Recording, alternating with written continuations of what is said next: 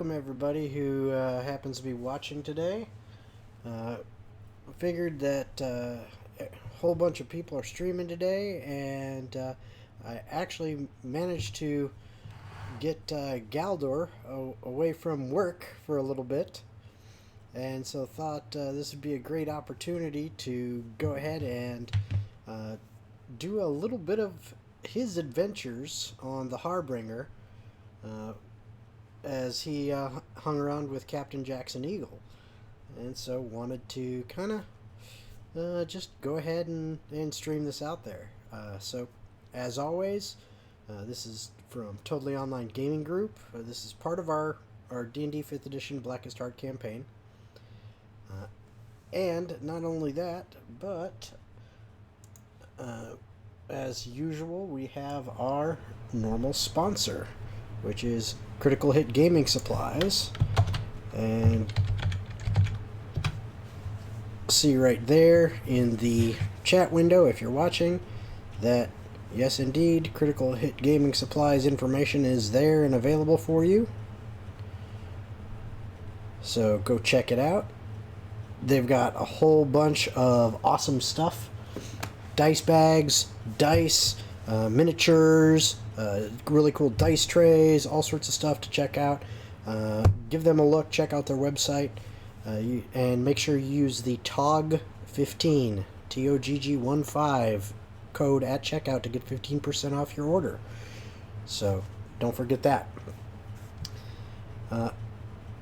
Other announcements. Tomorrow is our normal Wednesday session, so we will have the continued antics of the rest of the party. And hopefully in, I don't know, how much longer do you think it'll be before Galdur gets back?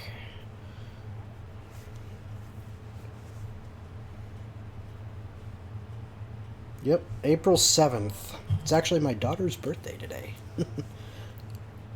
Mm-hmm. Yep, we just had cake and everything, so...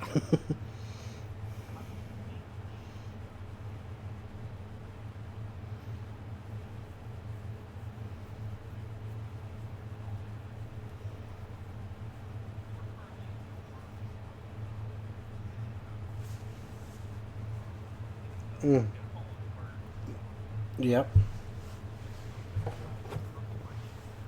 Okay.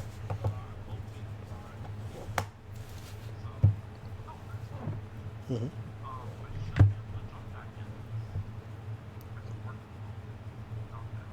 Awesome. Awesome.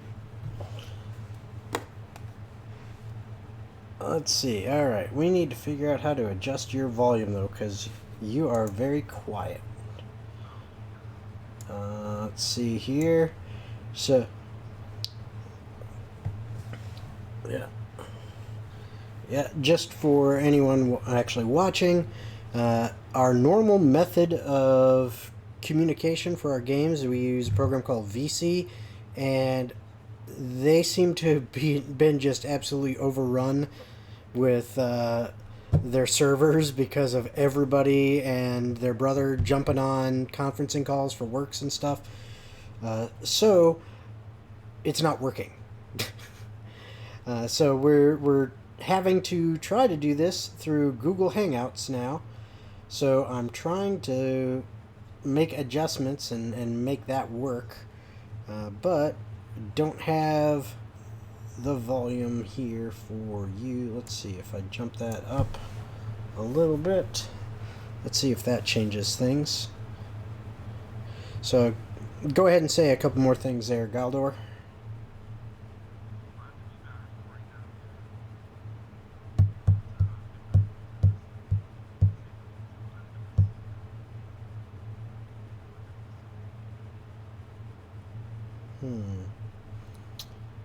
Man, still ultra quiet. Let me check just one or two more things here. Let's see what I can do on the settings here.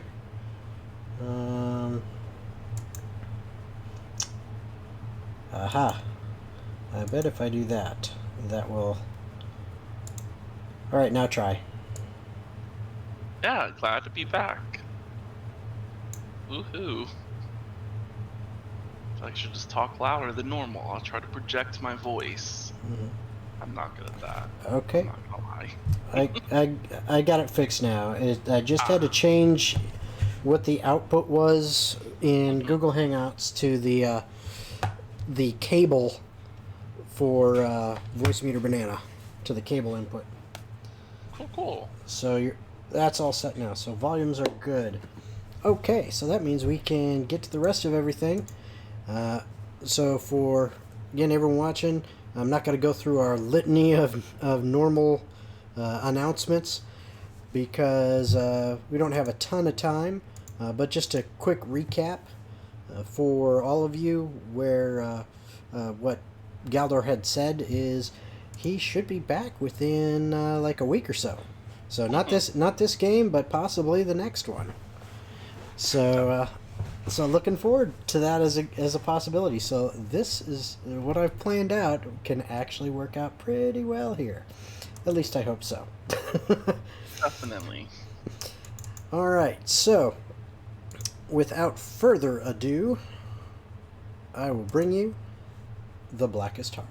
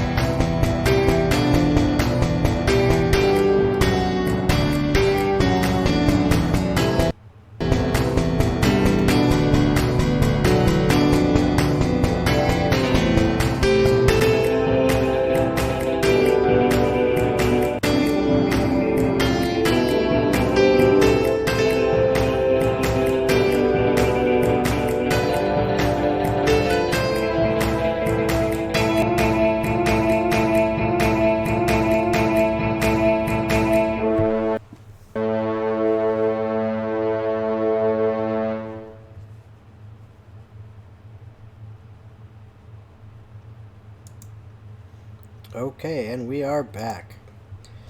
So, to leave off where we were with Galdur, which was actually a little while back, the party uh, had arrived at Ailsport, which was a primarily dwarven but populated with lots and lots of people port town that they were getting a ship and gonna head to Oceanica. They hopped on that ship, had quite an adventure on their way over to Oceanica, and when they landed, the party said, "Okay, we're gonna go and deal with what we need to deal with." And Gelder says, "You know what? I really need some time alone. Just you guys, things have been kind of intense. I need to clear my head." And thankfully, the captain of the Harbinger had seen some innate potential and skill in Galdur and offered him a position on his ship for as long as he should desire, especially considering he was now short-handed due to the attack that they had suffered at sea. So, while the party is off in Oceanica doing what they're doing, the captain and Galdur and a few new deckhands that they had to take on to fill out the roster set back out to sea. And that is where we left off. So, what happened is while you were there on the deck of the ship, which you guys should all be able to see the map now, you get out to sea, and the captain looks over to you and says, "So, how long you planning on staying? I'm happy to keep you as long as you're able." Um,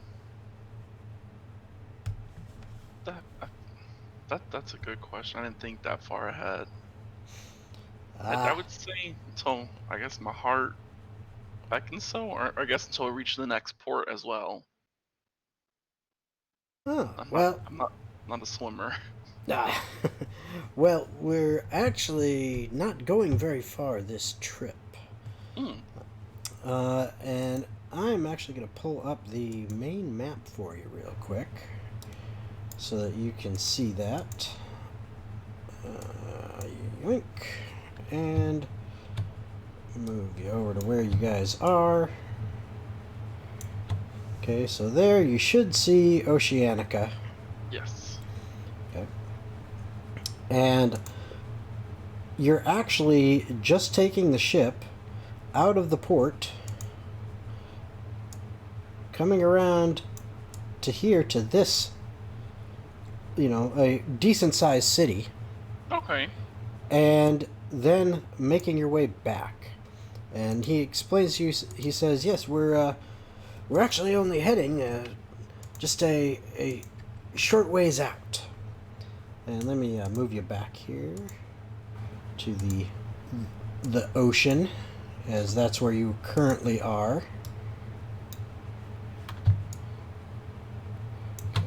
And he says, we're only going to be gone for a few days. We have something we need to pick up and then deliver back to Oceanica. So the price is right, so that's the job. And being a member of the crew, you're entitled to a share. Oh, perfect. Yeah. I love loot. Galdur has no clue what Gather. that is. Hold on 1 second.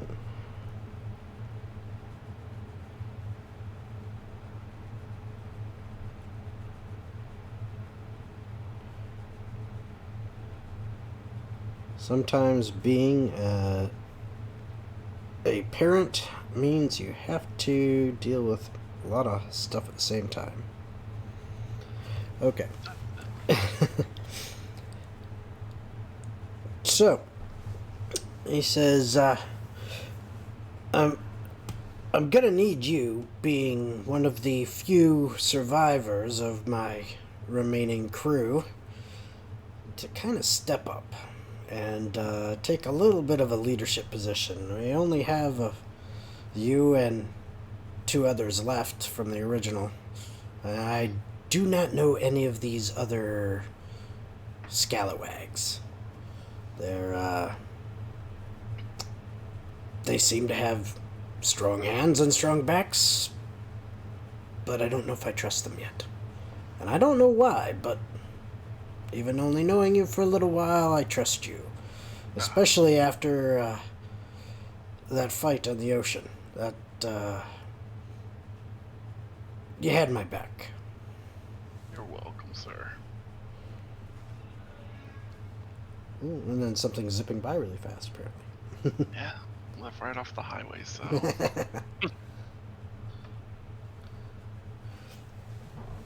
Well, whatever you need, I'm here to do. Well, I think what I would like is if you could keep an eye on the new deckhands. Okay. Just make sure that they are doing their part.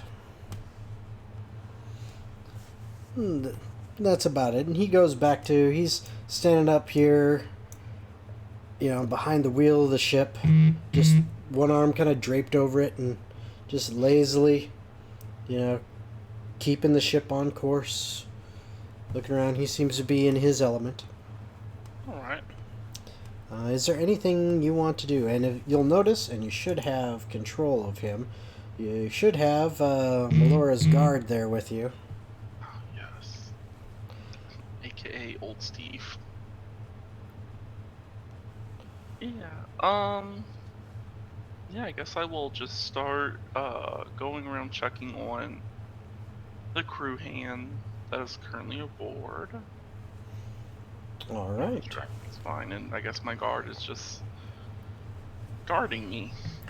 Okay. So, your guard is guarding you, and while he's doing such, the day seems to kind of slip on. nothing too major occurring.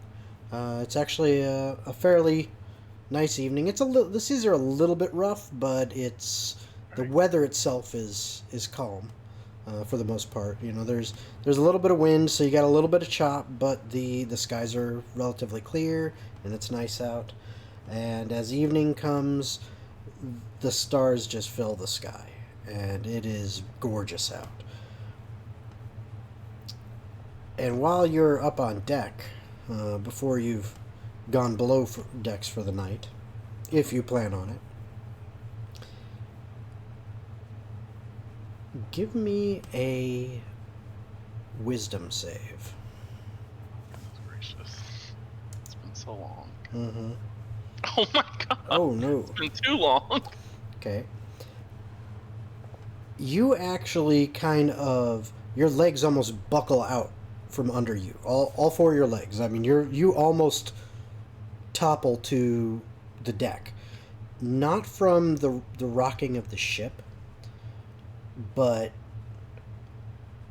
you just feel overwhelmed by the enormity of what's around you. You kind of, as you're standing there on the deck of the ship, and the sun has just gone down and the stars have come out. It just almost feels like an overwhelming presence is in the atmosphere.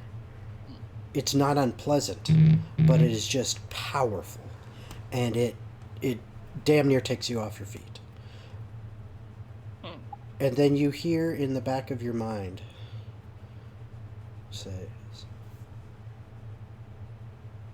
"Do you like my sky?"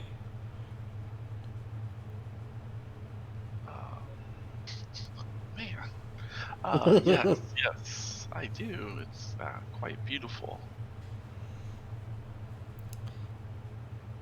It's there for you. Thank you. You're Uh, welcome. who is this, by the way? You recognize the voice. Oh, okay. I had a feeling I would. Yes. Yes, you recognize the voice. And she says, "You know me by now, and I know you well. How? I have plans for you, my child. Oh, more plans. Yes. How can I help you? It's not about helping me. Hmm? It's about helping you and everyone. The weight of the world is going to be on your shoulders very soon. And I Okay. wanted to give you one night of true peace."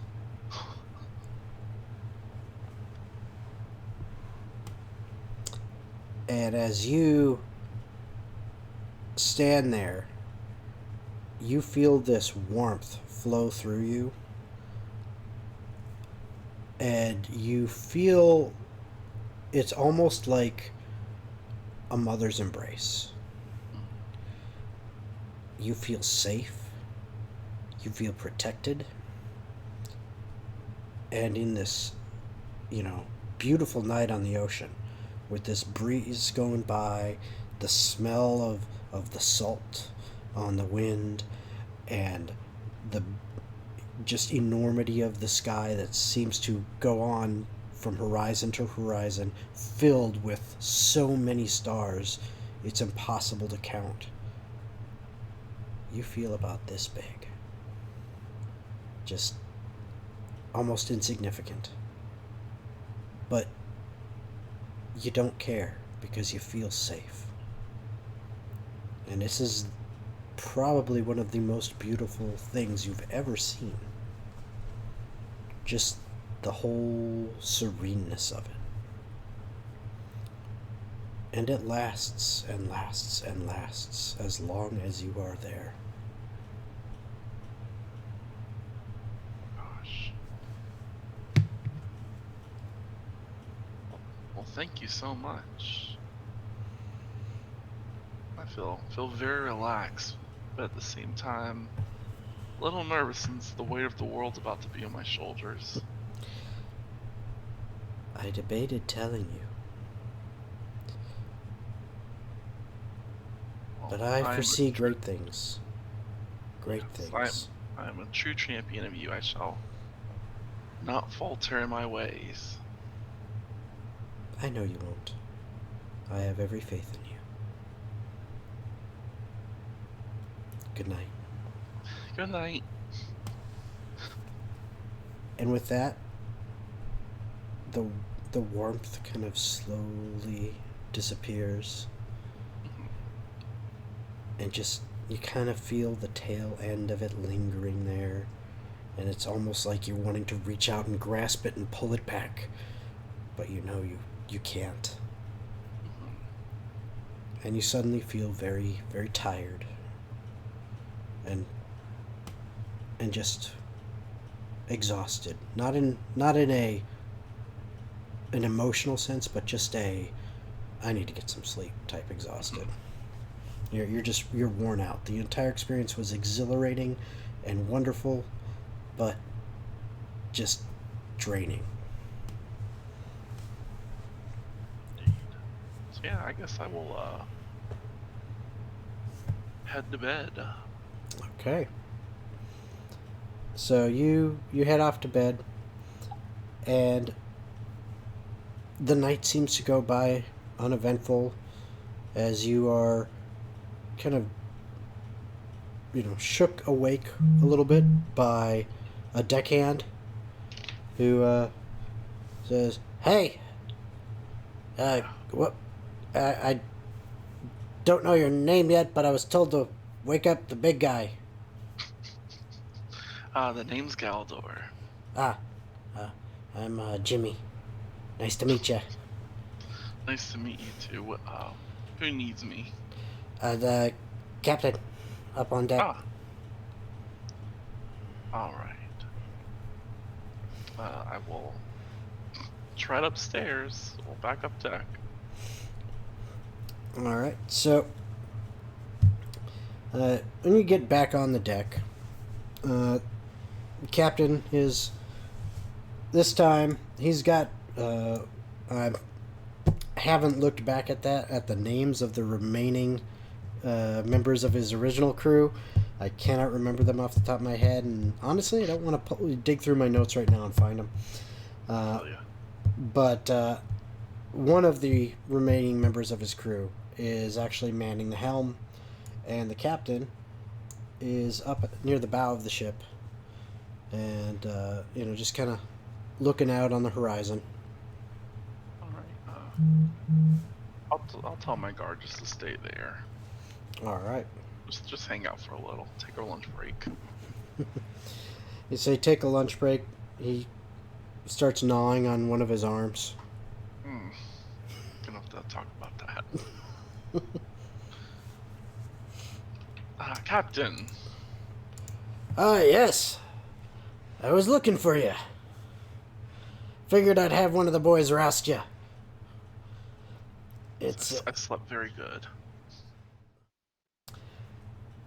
I got a task for you. Hmm. In another day, we shall pull into port. And what I'm a bring on board, I need it protected. I told you, I don't trust these new ones yet. Okay. And we'll be bringing some other cargo on board, of course. Nothing major. But I'll show you the box that I need to have protected.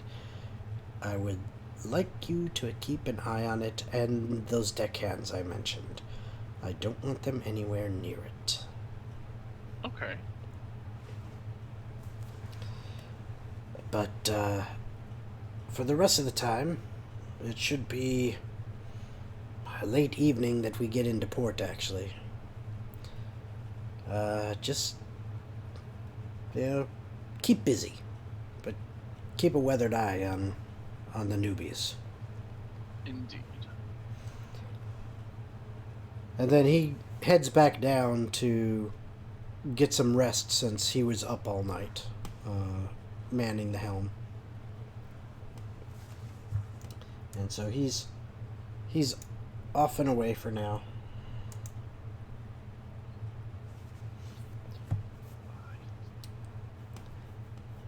Yes, I will assume my duties. All right.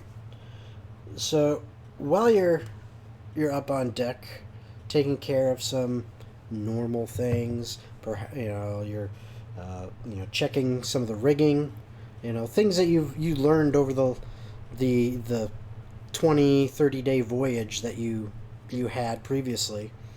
You the original crew was actually quite good about teaching you stuff, because they needed the help, especially during the last portion of the journey. So you picked up some things on how to make sure that the rigging was secure, the importance of why the deck needs to be swabbed, and making sure that it's done properly, making sure lifelines are in place, that you don't have things loose on the deck of the ship. Everything is stowed properly for being on the water. And every once in a while, things like you'd started to learn, the captain was actually showing you how to take bearings in the ocean, which he says it's a skill that takes some time to pick it up. But he was starting to show you some of that. So you're kind of continuing on those duties, and while you're doing that, I need you to give me a perception check, please. All right. 21. Wow. All right. You notice. I'm gonna go ahead and grab these guys so that you see them. You notice one of the new guys. He's over working this main deck area with a mop, and just swabbing the deck and keeping it clean.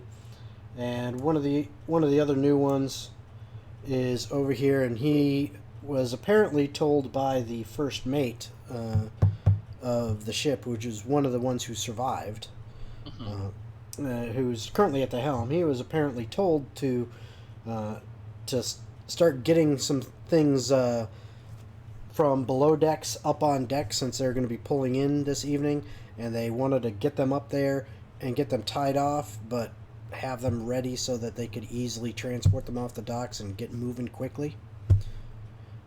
And so he keeps going below decks and coming up with barrels, a barrel at a time, or a crate, and then trying to tie them off. And he keeps glancing back at this one. And this one seems to be basically taking his, he keeps looking up over here, and he just kind of looking around, and like he's eyeing people.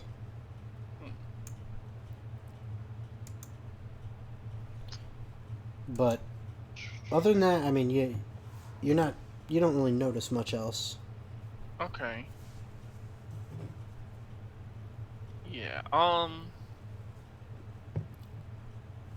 I would hate to disturb them while they're working, but Who do I think? I think Galdur would go to approach this guy just to see like how he's doing, if he needs any assistance.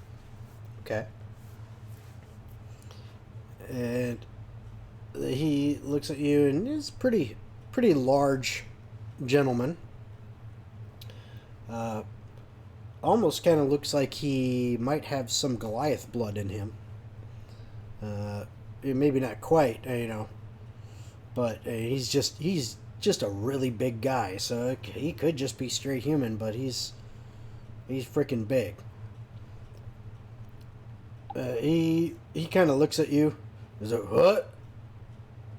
Oh, supposed to put barrels up. Mm-hmm. Do you need any assistance? I Um, notice your eyes are just wandering around every once in a while. oh, um, yeah, help is good. Barrels. Okay. Give me another perception check. Oh god. Okay. All right. So he heads below deck, or starts walking that way, and when he gets to the door, he looks back to you and says, "Barrels? uh, what about the barrels? You, you said you'd help." Oh, yes, yes, yes, yes. Okay. And so he then continues to go below deck at that point. And I assume you follow. And Yes. you get below decks and you find there's probably about 30 or 40 crates and barrels down there. And he's already got a good 10 or 15 things up on deck that are now kind of strapped along here on the deck. You know, kind Okay. of some of them are stacked on top of each other. But they're all tied together and tied down to. Oh crap! I hate it when that happens. Clicked on the wrong thing. Ah, No, anything but the ship. hopefully you can all swim.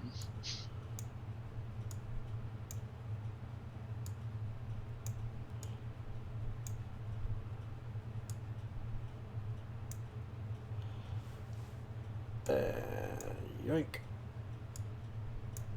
There we go. That's about right. So he then goes and he's got them all kind of stacked up there, Okay. and kind of tied off to.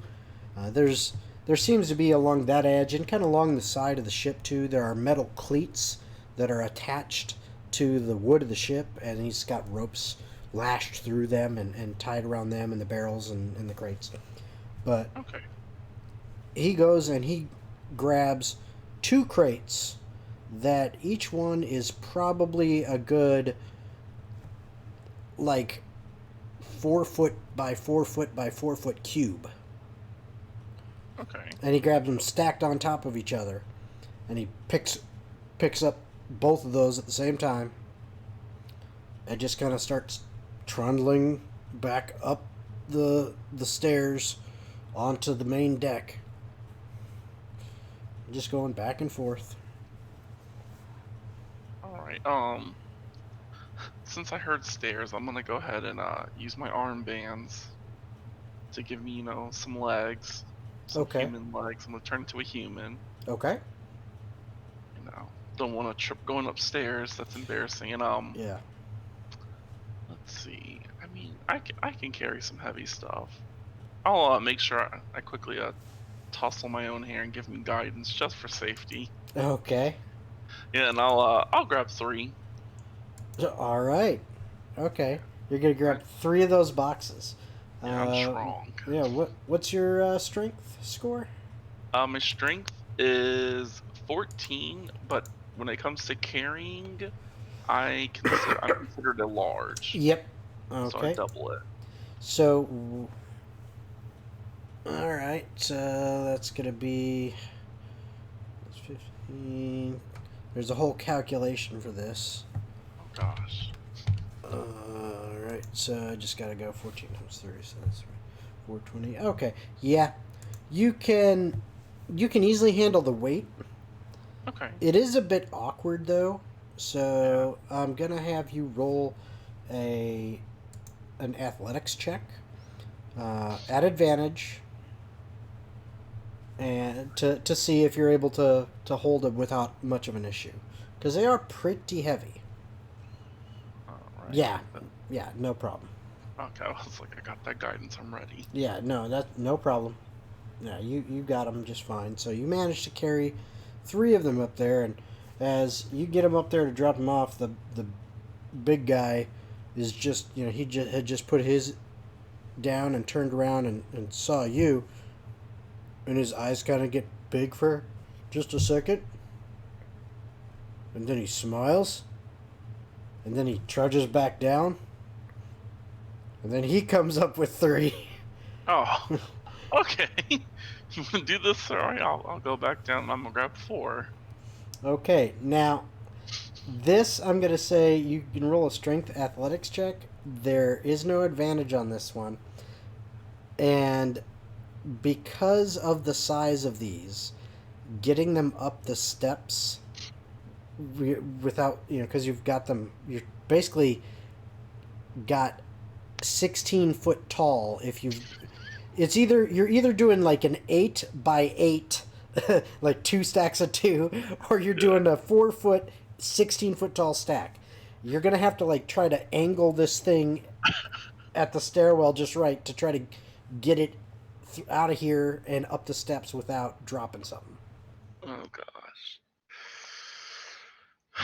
Come on, just give me above a 15, and then I can just. Ooh. So 13. 13. All right.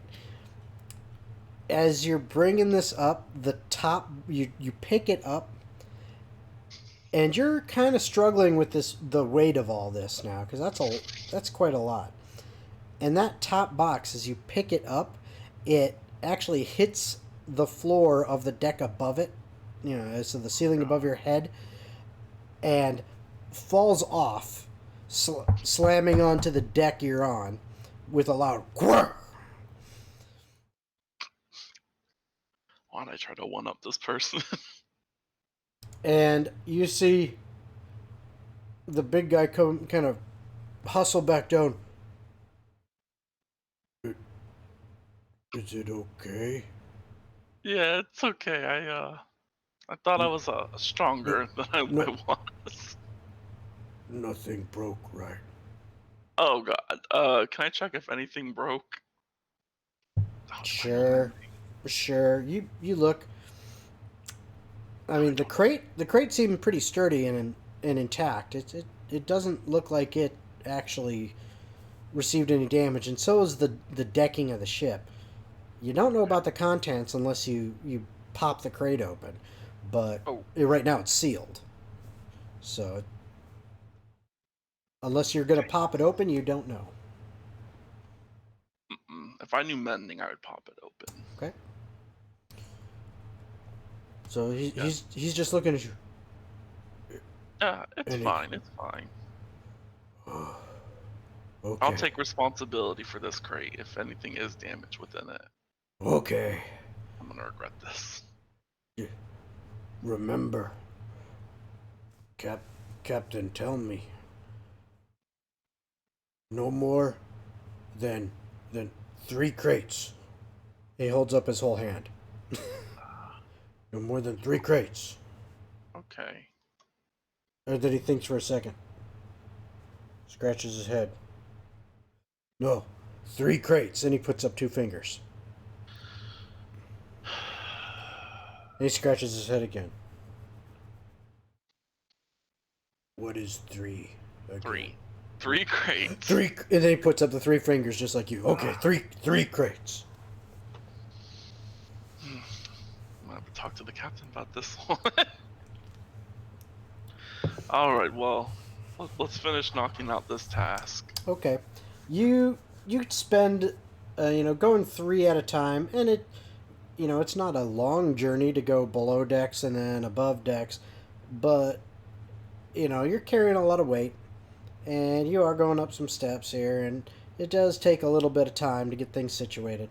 So to get all those 40, 50 crates and barrels and things back up on the deck and then properly secured up on the deck, it takes you a good couple hours.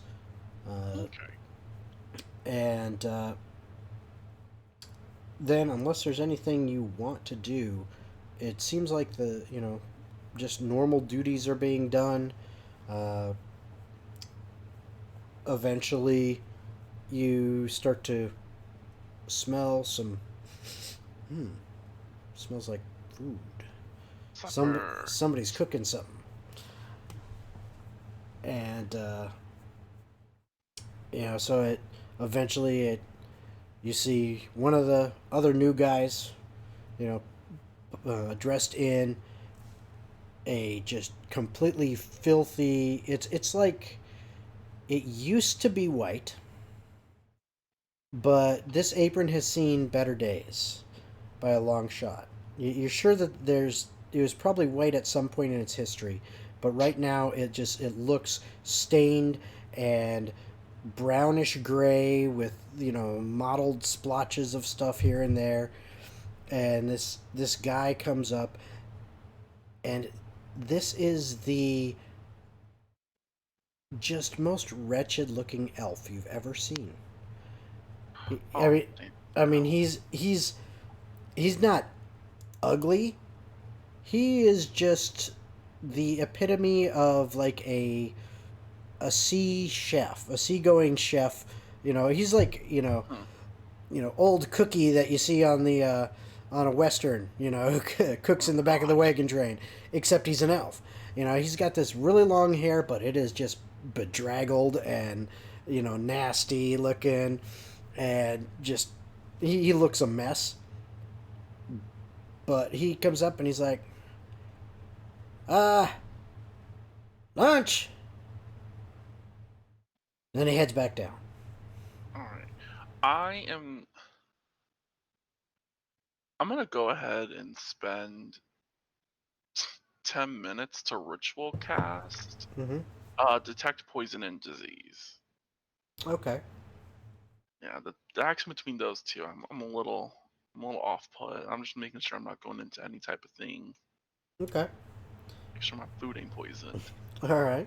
So, you in your now human form, and the rest of the crew, except for the first mate, who's still manning the helm, kind of end up hustling below decks to the really small galley area that you have on the ship, Hmm. where there's a table and there's enough room for uh, a portion of the crew. Not everyone can sit there at the same time, but uh, that's normal because usually there's kind of like a night shift and a day shift is the way they handle things, and there's enough space for the day shift, and that's what's there. And so you are sitting around there with this guy here, this guy here, yourself, Jimmy, Ah, Jimmy. who just he looks to be, if I were to describe Jimmy, he looks to be fairly young, fairly strong, human. Uh, you guess maybe in his 20s, and he's like, "Hey, what? Hello. You look different, like a lot." Yeah. I forget y'all aren't used to this. I can change how I look. Okay, can you pass the bread? Yeah, definitely. All right. I'll pass him the bread. Okay. Um, how long does your detect poison and disease last? So it took me 10 minutes to cast, Mhm. and then I can concentrate up to 10 Up minutes. to 10 minutes. Okay, so yeah, by the time after your 10 minutes, everyone else has already sat down and kind of dug in a little bit, and by the time you get down there and sit down, uh, you've only wasted like a minute to get down there after your casting. So as long as you're concentrating, you have plenty of time, and you don't detect anything abnormal, and it it actually smells pretty darn good. Uh, you know, Okay. so surprising coming out of what you saw the chef on the Harbinger looked like. He apparently put together some pretty good victuals. Hmm. So you guys have your lunch, and then as soon as that's all done, it's right back to work. for the rest of the day. But pretty much all the hard labor is done. Most of the deckhands. You got Jimmy's up in the crow's nest. The the big guy that was hauling crates with you, he's actually just kind of sitting down up here next to this foremast, Okay. and he seems to be like whittling something. Mm. Uh, this guy over here is chatting away with the first mate, Mm. and then there's you and Melora's guard, who's just been sitting there where you left him. Yeah. Oh god. I have to make sure his arm is still there. Um. It is. He doesn't really have much to actually gnaw on it with. Oh, true. Poor thing. So he's kind of just rubbing a little bit of bone on bone and just. I'm gonna say, it's time to get back to work. I need you to just stand over. Whoops. Yeah, stand like Mm, right here and just watch everyone. Uh, AKA yeah, anyone. I don't know. Just that's when you're working with this. When you're working with the skeleton, you're like, hmm, yeah. it's What not do gonna I be able to say? communicate. Yeah, It can't not communicate. not too well. No, it just kind of it's looking at you with these voidless eye sockets. I'm just gonna take two mushrooms off my head and put it in its eye sockets. There we go. Okay, well, just stand there. Be on guard. There we go. and and it goes like this. It kind of its mouth waggles a little bit and its head kind of nods a little bit. One of the mushrooms falls out of its eye socket. Oh man, It picks it back up, puts it in. good job, good job. Yes, and then I'll head up to where the first captain is, or the The first first mate. mate. Okay. Not the first captain. All right. As you're walking up that way, um, what's your passive perception, if you do not mind? Because I don't. 16. 16. All right. So, as you're kind of coming around this way and everything, you hear the first mate telling this one right here, Mm-hmm. say, I don't know what it is, nor do I care, and nor should you.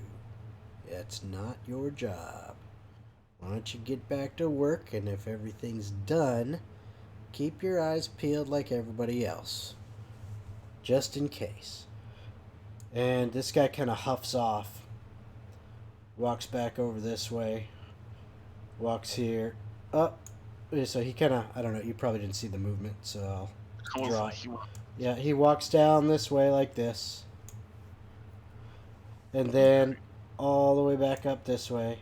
And then he comes around eventually to sit on the opposite side of the mast from the big guy.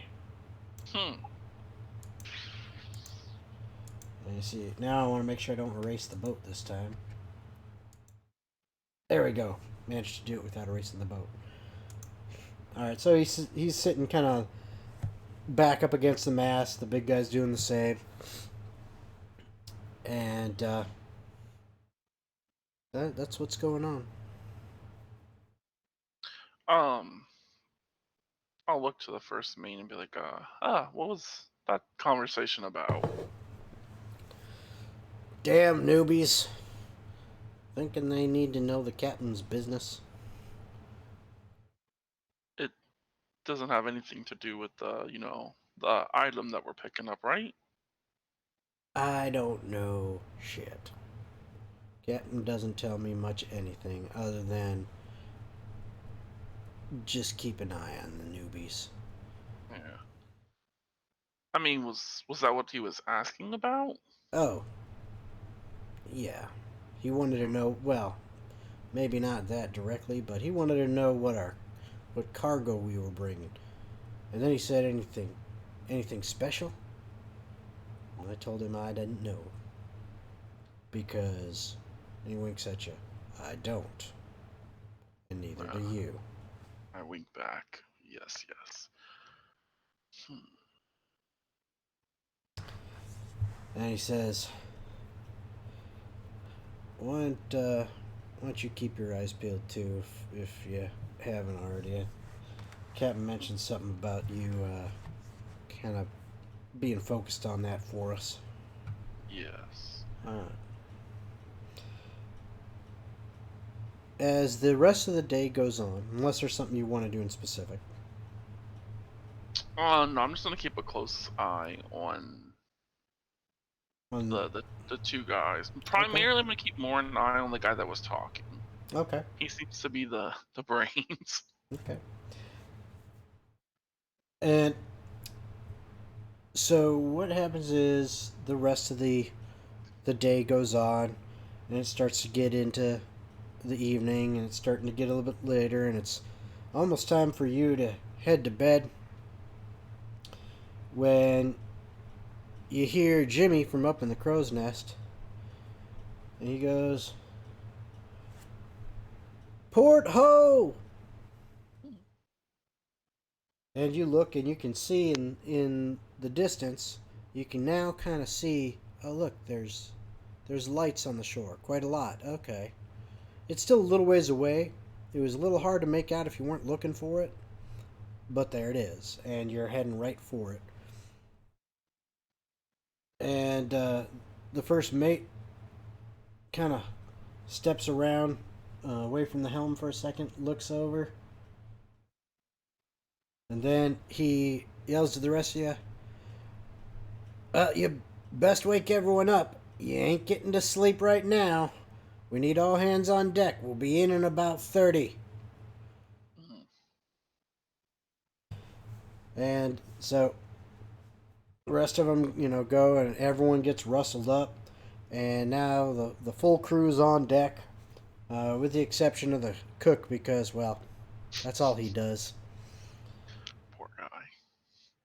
And so they're all on deck, and you pull into port, dock, and immediately the big guy and another one just like him, who is on the night crew, another big thick guy here,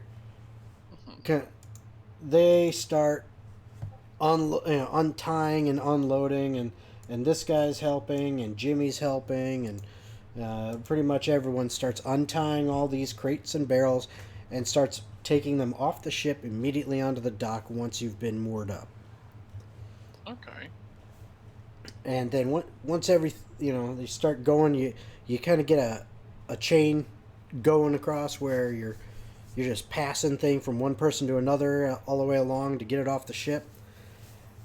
And as you're doing that, you guys can see that there are a bunch of dock workers that are then kind of inventorying everything and starting to count, mark it on sheets, and then haul it off.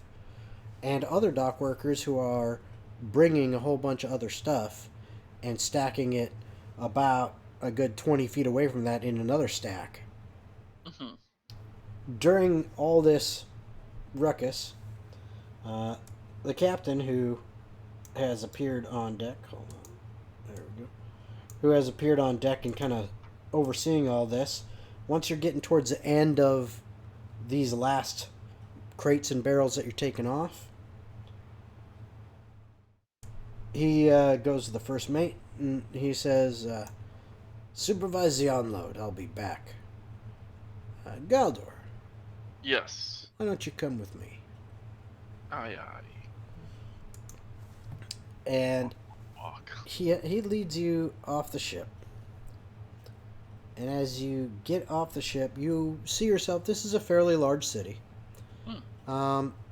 Not nearly as big as Oceanica, not as big as Asteron, or not as big as any of those cities, capital cities, but definitely a pretty good size. Bigger than Aylesport, uh, but it's a pretty good sized city. And he immediately takes you into a tavern that is no more than about 100 feet off of the docks. Sits down in it, indicates to a seat next to him. Are you still in human form, or did you Yeah, change back? Okay, yeah, no, I'm still a human. okay. So he indicates a seat next to him, and take a load off. Bartender Well, comes up and says, "What do you guys have?"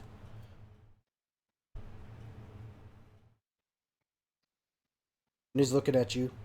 oh dear God. I'm having whatever the captain's having. Best way out. The captain looks at you and says, "I'll not be drinking tonight," in a low voice.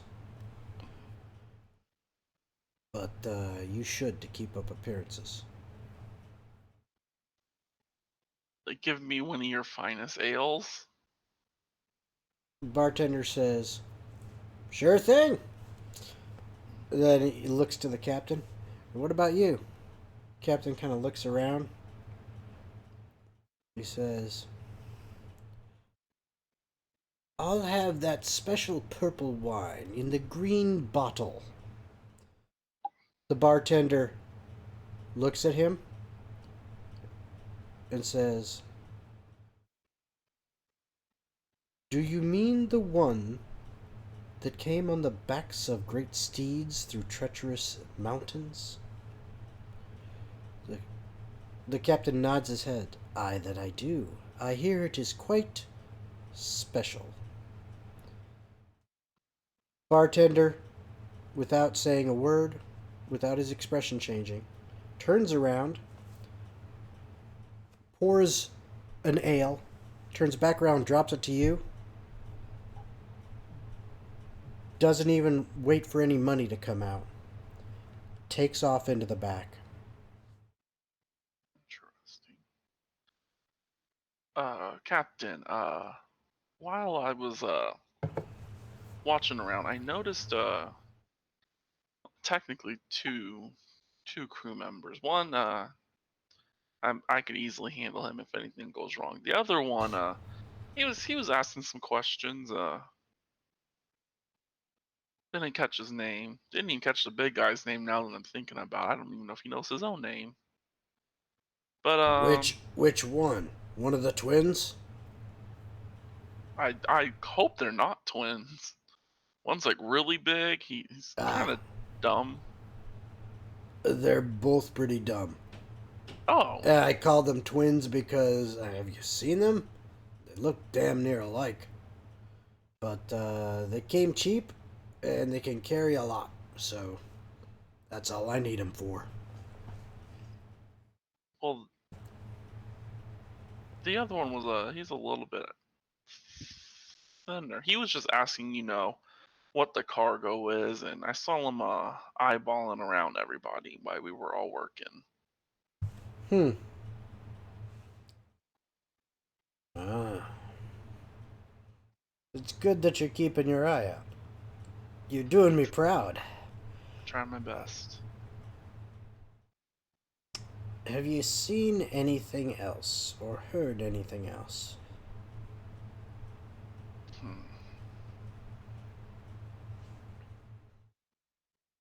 Not to my knowledge. Alright. Well, just keep a weather eye. Thinking hard. Ah, yes, I shall. Right. And with that, not a mere moment or two after your conversation kind of ends, the bartender you see from that back door to the back of the tavern that he had gone through. Mhm. That same door, it opens again, and you see his head kind of lean out a little bit and look out at you and the captain. And the captain looks at you and says, "Finish that later. Time to go." And he gets up and he walks around the bar towards that door that the bartender's peeking around. Okay. I'll put down my ale and get up and follow.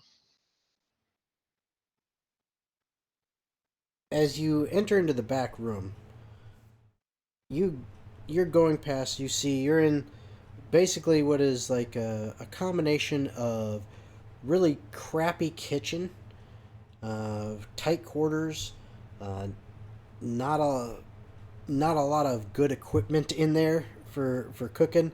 I mean, it's surprising that this place hasn't caught on fire, considering how uh, their stove like apparatus is basically surrounded by wooden boxes and crates, and Okay.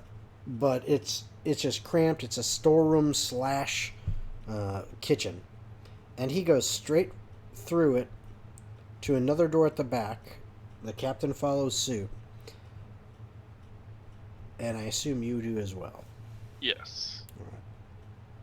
And as you get through that second door, you come into a much larger room. Uh, this looks to be, again, a kind of combination room, kind of an office and storeroom. And when you get through that door, you notice that the bartender was standing right there at the door, and he closes the door behind you as you walk through. And he lowers down a wooden crossbar across it and says, "All right, now we shouldn't be disturbed. All right, let me see the gold." Captain whips out a coin purse, a bag, drops it on a small table that's got a chair next to it. Bartender picks it up, kind of shakes it, looks at it, feels the weight of it, says, "It's that box there." And what he points to, you notice a fairly small box. It's maybe about 1 foot long, maybe about 9 inches, 8 9 inches uh, deep, and then 4 or 5 inches tall. And it's made out of a uh, very finely polished and lacquered wood.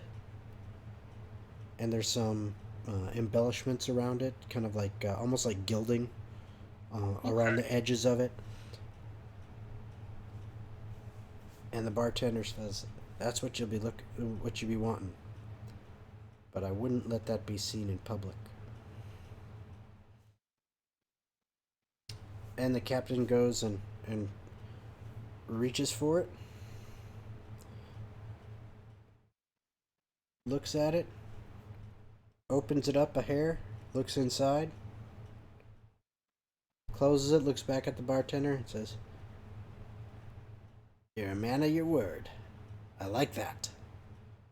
Picks it up, turns, and he hands it over towards you, and he says, "Put this in a bag or something to keep it hidden, and let's go." Hmm. And let's see. Well, you said passive perception is 16. Yes. Yeah, you'd notice it as when he hands this to you. On top of the box itself, there is a symbol that looks like this.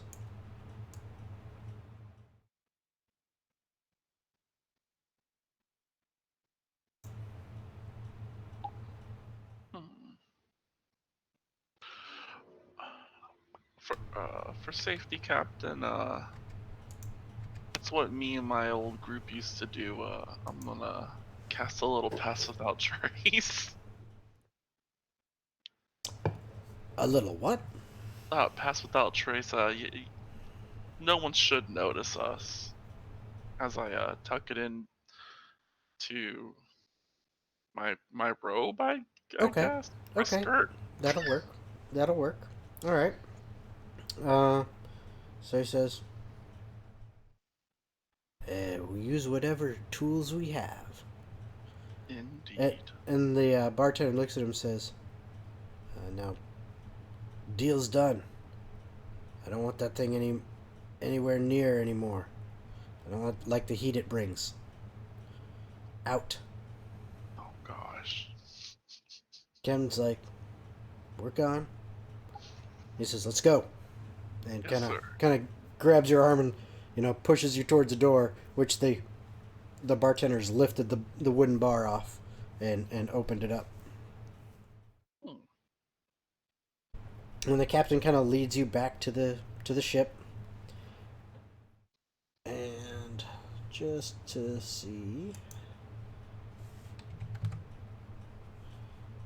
Um,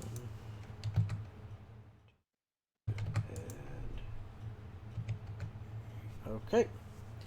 So, you guys make it back like I said, not more than like 100 feet or so away from the dock was Mhm. where the bar was. You make it back to the ship, and you weren't gone for a very long time, but with all the deckhands minus you and the captain and the cook working at it, the the ship looks pretty well loaded. There's only a few more crates back on that need to come on, and it looks like the big twins seem to have a handle on it. So the captain kind of leads you back on board, and as you go and you get right before you get on the ship and pass anybody, he leans over to you and he whispers. He says, "Hide that somewhere safe. And when we get back to Oceanica, then we'll deal with it." All right.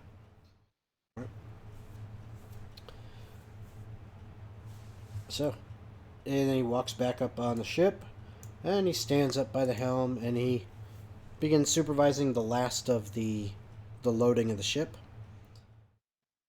What are you doing? Hmm. Trying to think where I can put this stupid box, cause carrying it on me is not a good decision.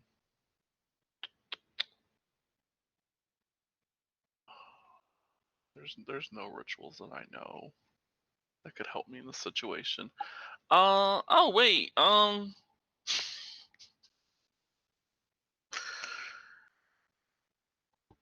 Could I? No, that was the stupid. I was gonna say put it in Malora's guard, like inside his body, but nah, I'm gonna skip that. That's a no no. Yeah, It's an interesting thought, that's for sure. yeah, but yeah. He's gonna break pretty easy if someone hits him too hard. Actually,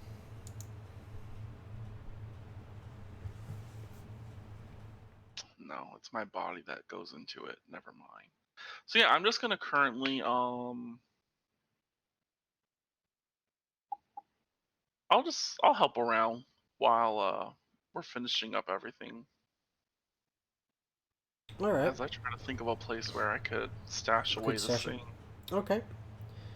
Um, and it is pretty. I mean, it's dark out. Right now the only light is torches. Which this dock is It's a pretty big town and it's a pretty busy port. So there are torch lights everywhere. Uh, you even kind of see, if you look further in, what looks like some magically generated, probably like permanent magical lights further in the city. Hmm. Like up high in like large buildings. Obviously either rich or powerful people. Uh, off in the distance, but there's a lot. It's mostly torchlight, and you're not sure, but if Jacob were here, he would tell you that it is probably like 2 or 3 in the morning. By the time you finally have everything on board and you have uh, set sail back out to sea to head back towards Oceanica, and you are exhausted because you did the entire day shift all the way now till 3 in the morning. So I mean, you've almost been up for 24 hours straight, and you had a lot of hard labor in there. It's been a rough day. Okay. Yeah, I'm gonna head to bed. I'm gonna give Laura's guard. I'm gonna give him very strict orders. If anyone enters my room, uh, I'll keep him as close as he can to my bed to wake me. Okay. And I guess I'm just gonna I'm gonna sleep with this box. Okay. All right. So as the night goes on, roll a perception check. All right. Ooh. Okay. You bolt awake as a skeletal hand is like slapping you like in the chest, Oh dear God. and you as soon as you bolt awake, you notice this guy. I'm just going to put you here. You're basically underneath here below decks. Okay. Okay. You notice this guy, and there's Melora's guard, and he has a knife poised to strike at you, and I need you to roll initiative. But let me pull it up first before you do that, so that we've got it. Okay, there we go. Oh my God. Laura's guard get way better than me. Don't even think it's gonna help in this situation. Oh wow, look at that. What's the dex on Melora's guard? Let me see here. I think -2. Uh, Uh, Let me find him. Where'd I put him? so oh, if he rolled a nat 1, that means oh, he has a +2. Alright, yeah. He has got a 14 dex. Go, dude. Yeah. Versus. Yeah, oh.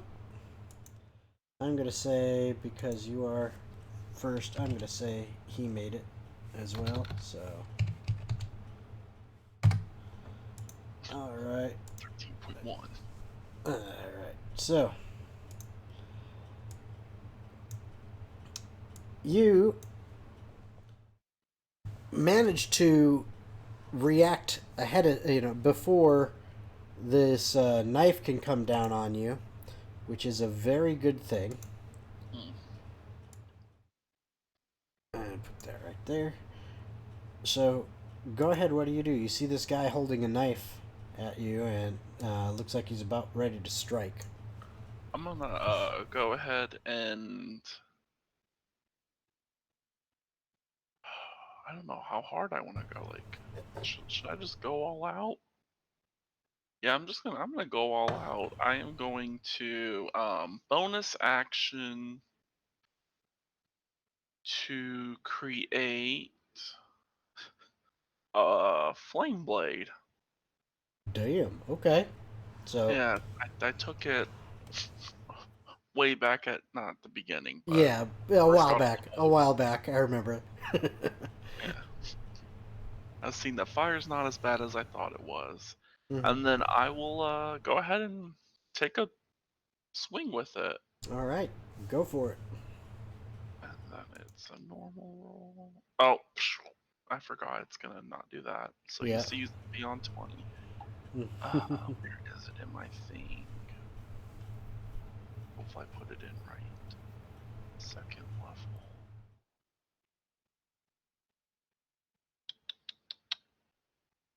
Alright. And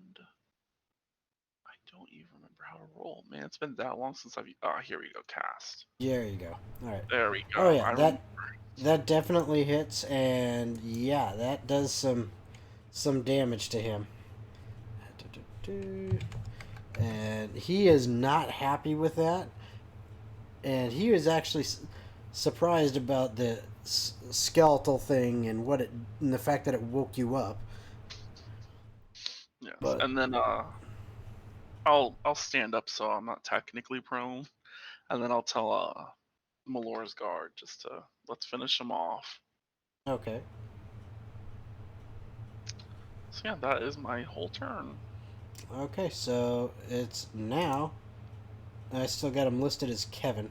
Kevin. He'll become Kevin sooner or later. He'll become Kevin. All right, so it's Kevin's turn.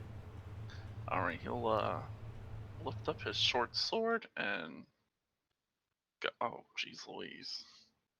This is his first time really fighting. Yep.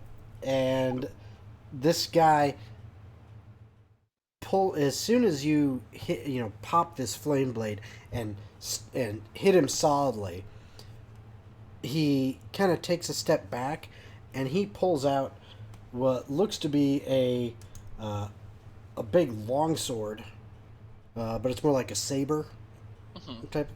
Pulls that out, and just as Kevin takes a swing at him, he manages to parry it with this saber. So Kevin doesn't hit him that time. All right, Kevin. That was a good try. Yep. And it is now his turn. Yeah, bringing back Oh, the Halo Halo of Spores. Spores. All right. Oh, so I'm gonna have to make a save here. Don't And start your that's turn too close to me. con save. He got a 16. Oh my god. I should Sorry. have just rolled a 1 for damage and you would have gotten Yeah, it. yeah. He got a 16. But all right. So he passes that save, and he takes a swing at you.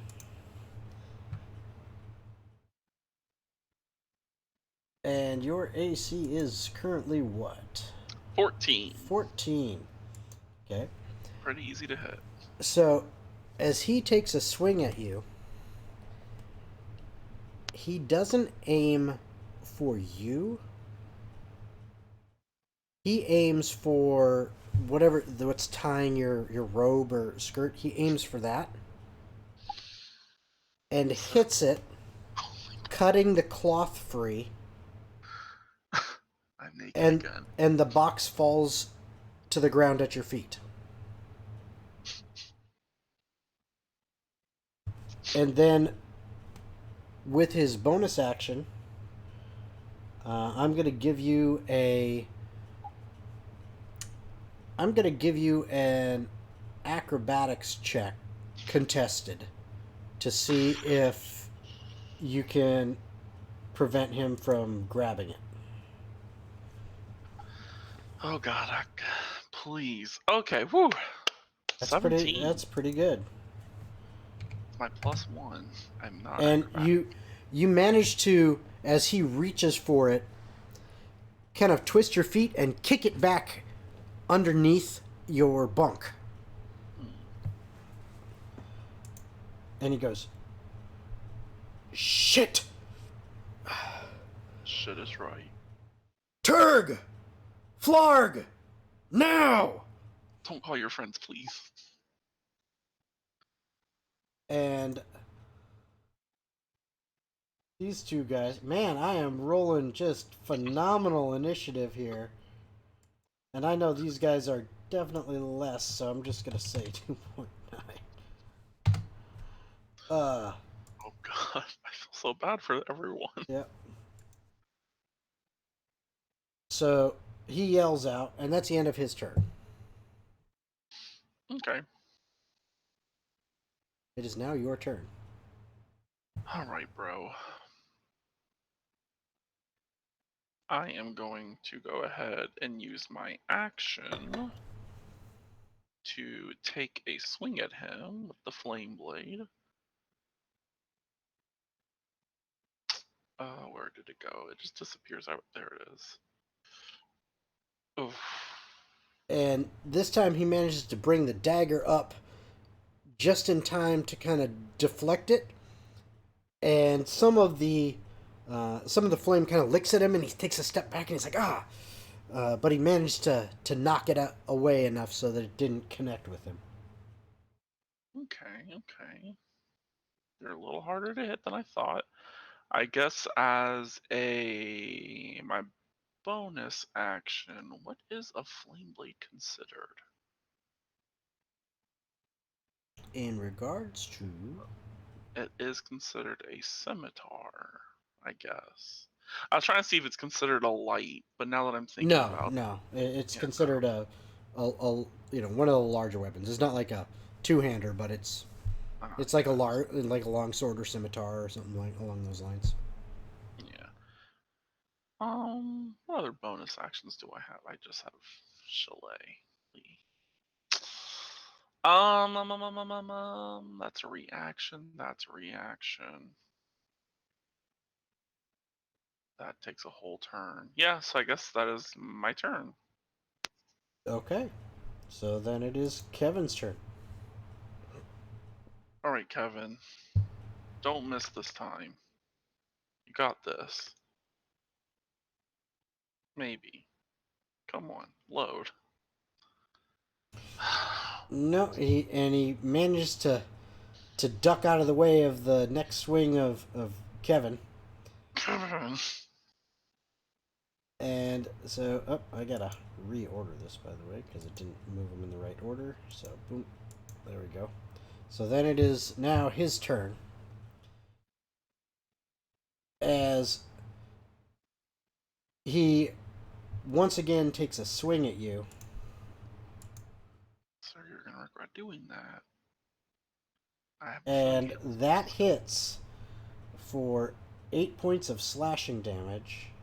Mm, And yep, I was just gonna ask if you needed to make another save because he's right there next to you again. yeah, and I So, will. and he is rolling awesome on con. He's got a 21 on that one. He has a plus. Yeah. Oh, my flame blade definitely broke.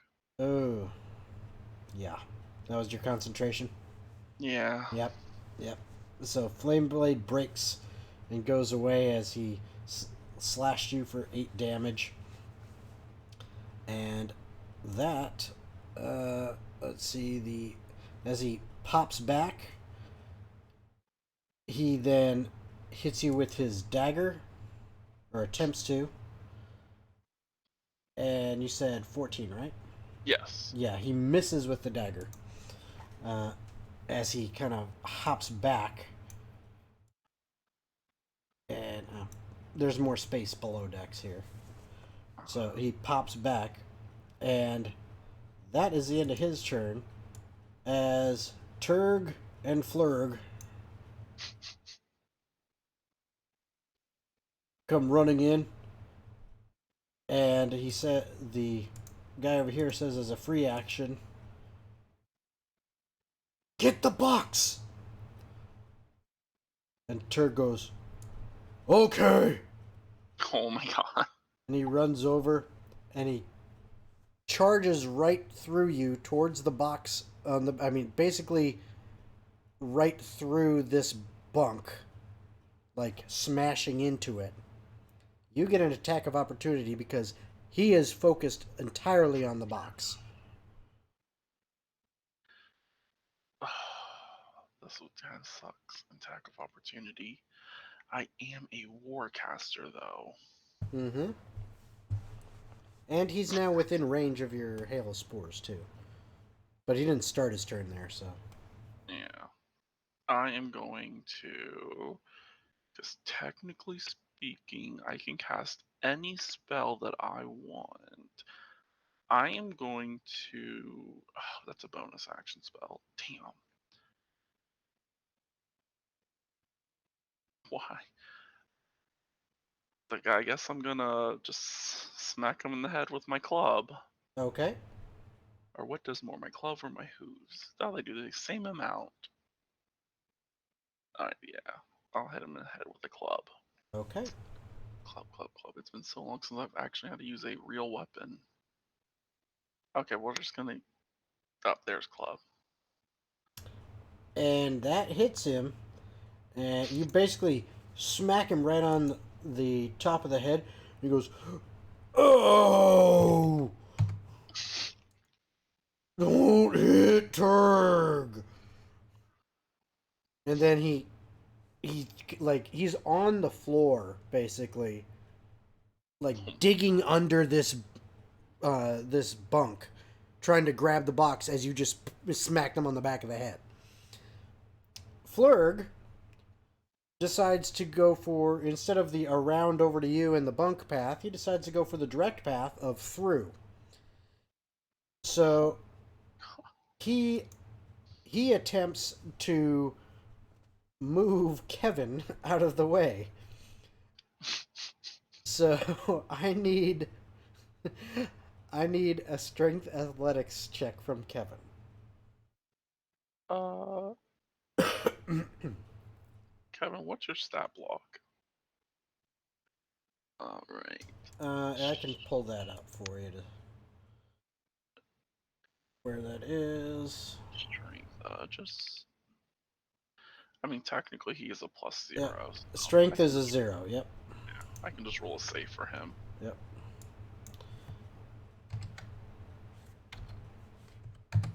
Oh, there goes athletics. Just scroll down 2 feet further. Oh yeah. But yeah, technically a 15. Okay. Roll 20 hates me tonight.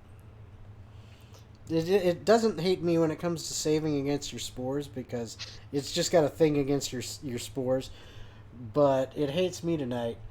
I rolled a natural 1 on that one. Yeah, get out of here. So he tries to grab Melora's guard and doesn't realize that skeletons don't actually have as much mass to grab onto because there's no flesh there. So he like tries to reach out and grab him, and Kevin just kind of, he's fairly light. He's just the bones, so he kind of just pops back a little bit and he misses him. So he didn't grab him, and that is their turn. It is now your turn. Okay. Would me picking up the box be an action? You would have to try to get under the bunk, and it would end up being a contested athletics check, athletics or acrobatics, I would say, because someone else is currently getting their hands on it. Oh, let me read this real quick. I don't think I'm able to pick up anything though. You can pass through. I can't talk, yeah, or manipulate objects. Yeah, so if I would have done it before he actually attacked me, I could have just left. Well, darn. So my turn. I will, screw it. I'm going to bonus action cast Shillelagh and then Okay. spend my action to go Spore Prince mode. So I'm getting Okay. 24 temporary hit points. Damn.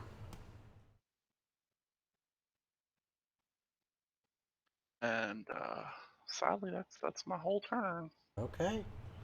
It is Whoops. now to Kevin, the Melora's guard. Hmm.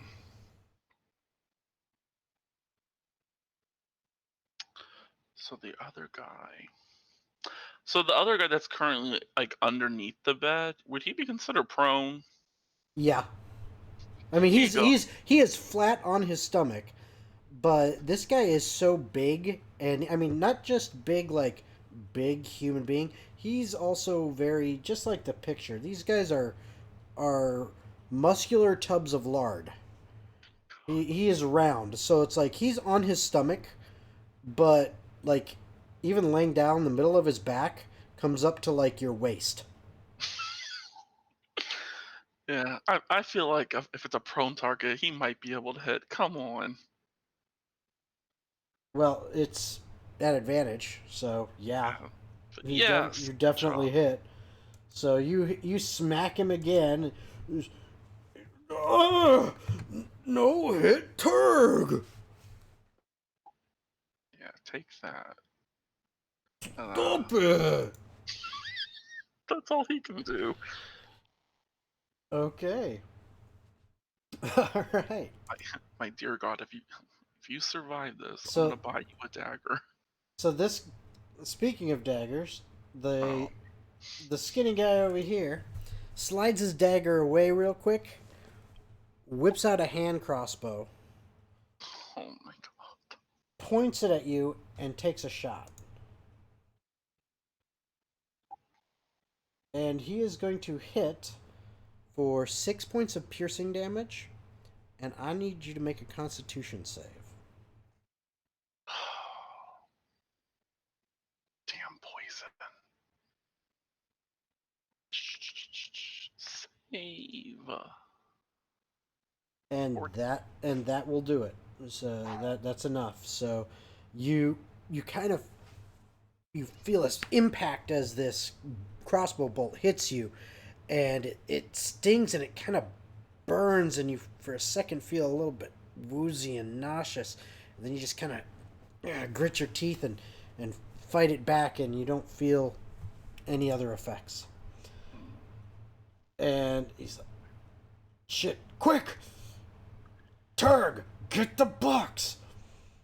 And that's all he does. Okay. So now, Turg finally gets hold of the box. Okay, yeah.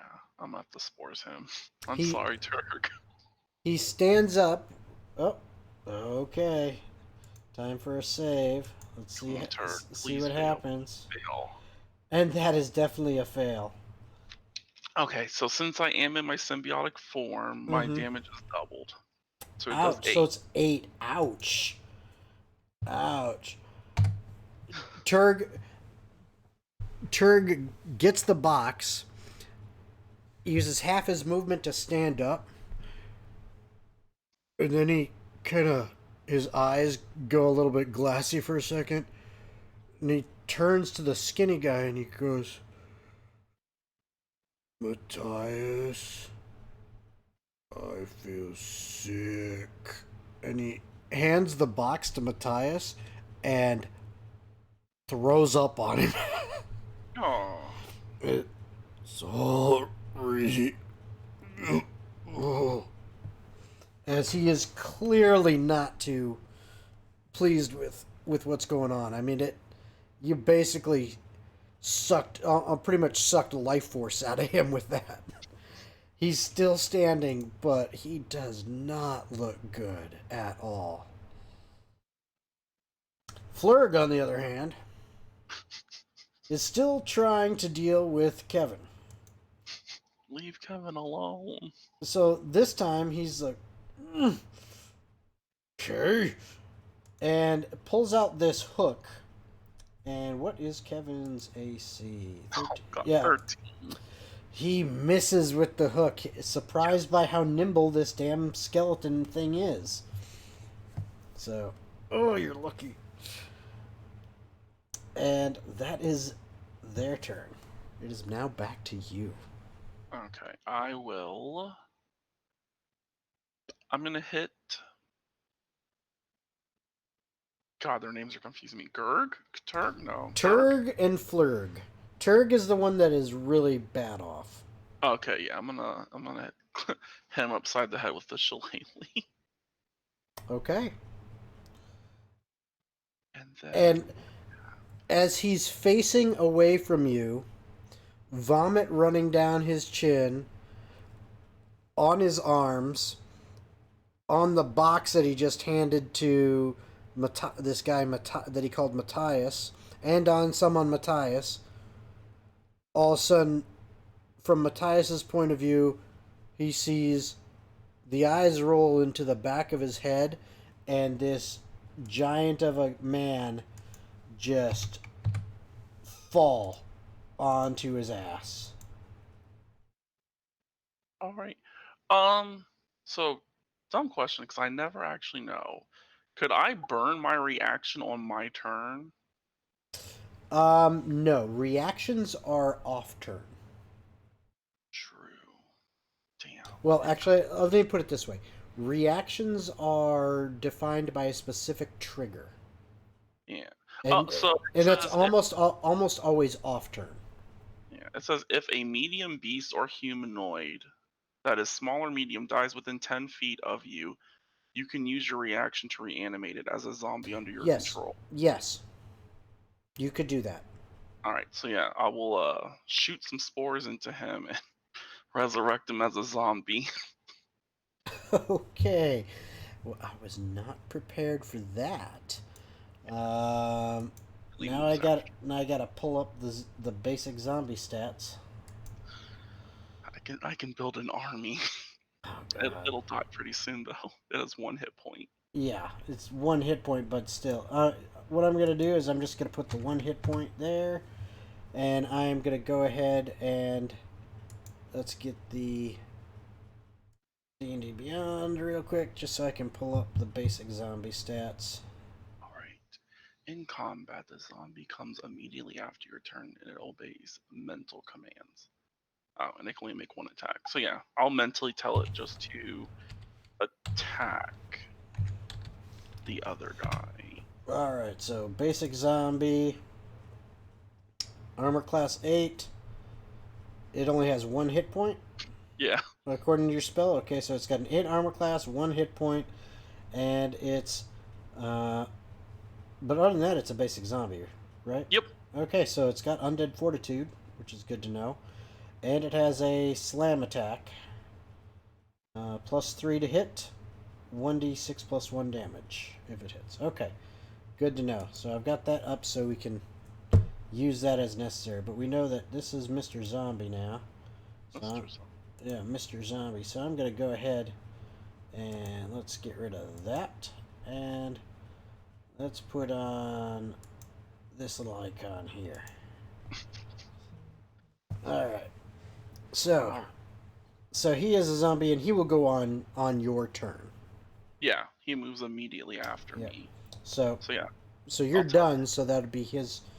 He's next.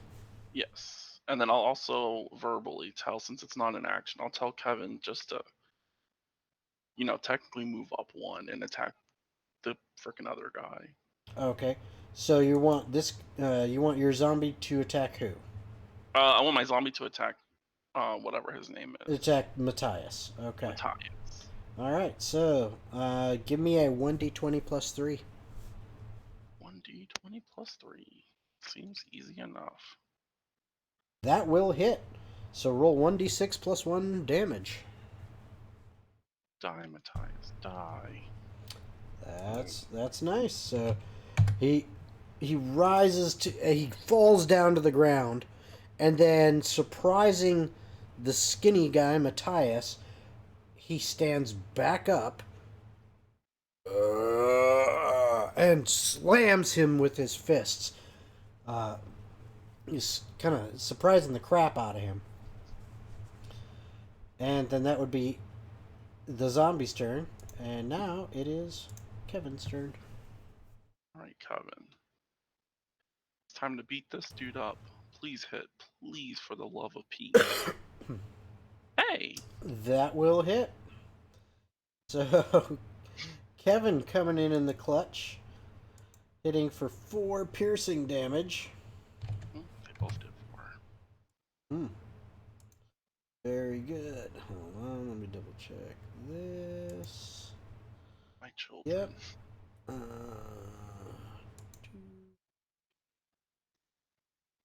Okay, and then that one is.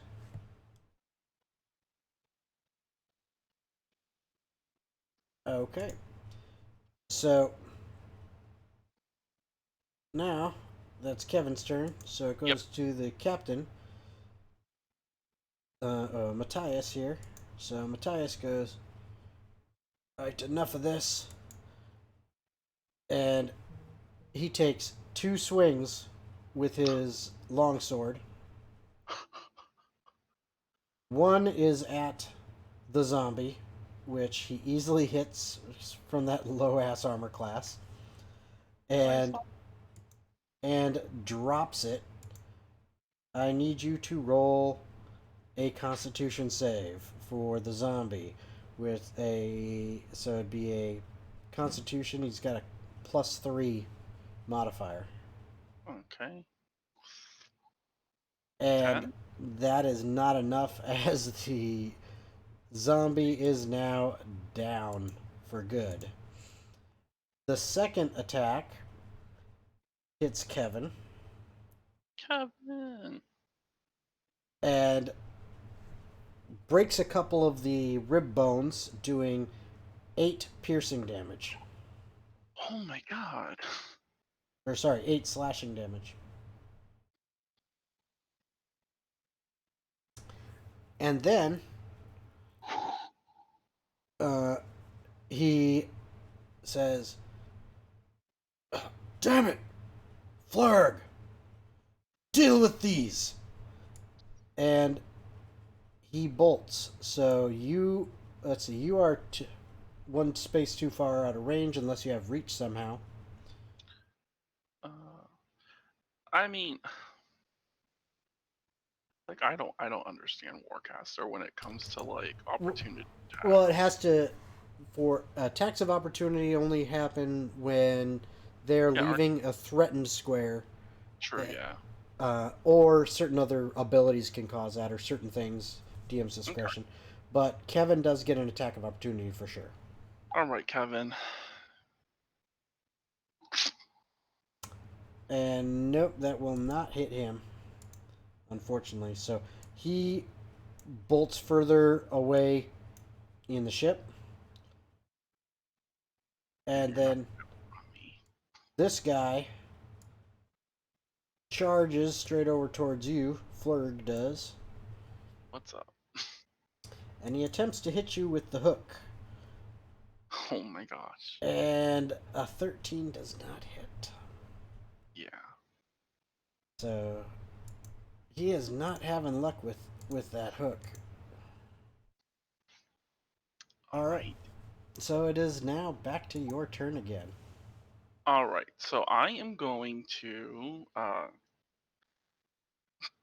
Kevin, you have served me well. You just need to stay here and protect my room. Kill this guy. I'm going to disengage and I am going to follow him. I have a Okay. movement speed of 40. Okay. It is not a very big ship. So you are able to catch up with him. However, I am just going to be using a random one to represent this. Okay, so this is just an icon to represent something here. You find him on the same level of the ship. He had gone all the way down and found another room. And when you get there, you basically just came into the room and into the door here, and you see Matthias, Okay. and he has Jimmy, who apparently was sound asleep. He's got his arm around this now, like, kind of surprised, half awake, half asleep still for just the moment, Jimmy. And he's got his sword to his throat. And he's looking at you as you come through the door. Put Jim. Well, I guess you're not really holding Jimmy. Release him, and we might spare your life. I've got a better idea, meddler. Lower the dinghy, back away, and I let Jimmy live. Yeah, you see, I would love to do that, but I literally can't. We're just gonna have to go with I have to kill you now. If you kill Jimmy, all you're gonna do is make another zombie. You wanna go through that? I can do this all day making these things. Jimmy's like, "You're gonna turn me into a zombie? You're you're No, gonna Jimmy, kill just me? ignore You're that gonna, part. I'm not gonna kill you. He's gonna kill you. I'm gonna bring you back to but you're gonna make me a life. zombie." Shh, shh, shh, shh. You're new All here. It's okay. right. Oh, I love it. Uh, all right, so that's your movement, and I'm gonna say with all that talking, that's your bonus action. Yeah, I can't So do you anything. you still have an action. Oh, I used my action to disengage. Oh, that's Okay. right. You used action to disengage. Okay. So it is now Kevin's turn, though. Kevin, oh my God, you're gonna die. With that kind of attack roll, yeah, he's not gonna get very far. All right, so he misses with that. It is now Matthias's turn, and let's see if I can change that there. Okay, that's now Matthias's turn. So Matthias now says, "Shit, Yeah, you're cornered. fine." He is like, "If this is how you want it," and he kind of pushes forward, pushing Jimmy in front of him like a human shield. It's like, back up, back up, back up. No, I'm not moving anywhere. Give me my damn box. Shit, shit. Flurg! I need you! He's not getting past my skeleton. Yep. And that's it. That's the end of his turn. He just yelled out for Flurg. It is now Flurg's turn, who takes a swing with that hook once again at Kevin. And still misses. Oh my god. He is the most useless. and he Kevin, hold and on. he and he's then he hears Flurg, I need you. He's like, okay. Kevin gets an attack of opportunity. Kevin, kill him. As Hey. and he hits him. Very nicely done. And Flurg shows up in the room, and that is his turn, and it is now your turn. True. I shouldn't have. I thought he was gonna kill him, so I was preparing my action to resurrect. But oh well. Um. So technically speaking, this Matthias he's technically like not in melee range for me, right? No. Okay. I will do what I can do best. But actually, let me see here. I would say that actually move him to the front so we can do this. Jimmy's basically in his square. I mean, he's got him. It's kind of like the I've got you around the neck and everything, and the sword to it. So technically, you are 5 foot squares next to each other. So yeah, you technically in melee range. I was hoping to chill touch him. Well, you could. True.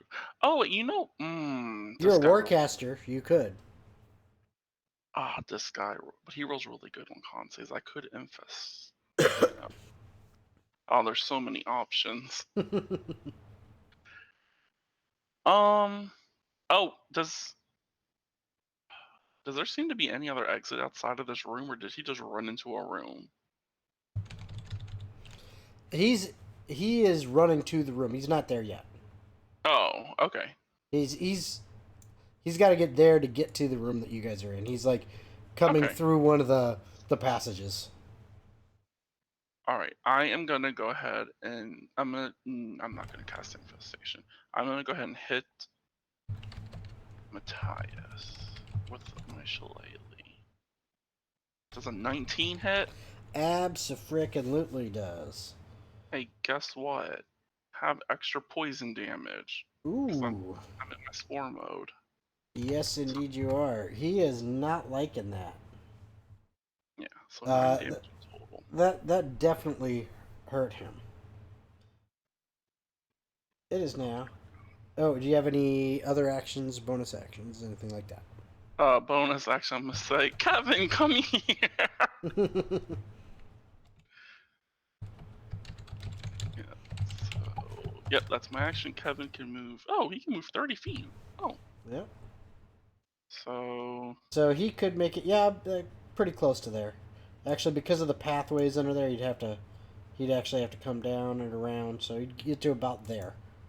alright, This he'll guy roll was for. like a couple. Actually, no, he'd get to there because he was only one space away, basically. So yeah, Alright, Kevin, kill him. that Wow, will hit. That will hit as Kevin from behind from the top rope. And it is now Matthias's turn. Matthias is like, you wanna "All go right, again, bro? I've had enough of this shit." And he takes two swings with his longsword, Oh my god, dude. basically throwing Jimmy aside as a shield, and just lunges at you. And still 14, right? Mm-hmm. The first one, oh shit, that's nice. Hits you for 13 slashing damage. I will go ahead since my temporary hit points they're getting low. I'm gonna go ahead and burn my reaction and spores him. Okay. I know I shouldn't, but So oh, he rolls and fails the con save. so he's taking 4. Yep. And his second hit also hits, this time for 8 slashing damage. Oh, there goes poor Prince mode. All right. It is now Flurg's turn as he runs into the room, sees his boss there, sees you there, and goes, uh, "Don't hit!" and attacks. Uh, Ouch. does Kevin get an opportunity attack? Yes, yes, he does. Come on, Kevin. Damn it, Not Kevin. that time. I've got some painful news, sir. Hmm. The hook has hit a nat 20. I've Okay. been rolling shit with it until now. I rolled a nat 20. So, you take 15 piercing damage. And you are grappled. Oh, Which, all that really means, you're not restrained, though. You're just grappled. So, all that really means is your speed is 0. okay. Okay? And it is now your turn. You can attempt to escape if you want, but you don't have to. You can still attack, you know, all those things. There's no disadvantage on that because you're not restrained. You're just grappled. Sadly, I am going to, because my health is looking a little shabby. I'm gonna have to re-enter spore mode to get my 24 hit points back. Okay? Alright, so that was that. Whoops. What was that? And then temporary hit points. And then bonus action.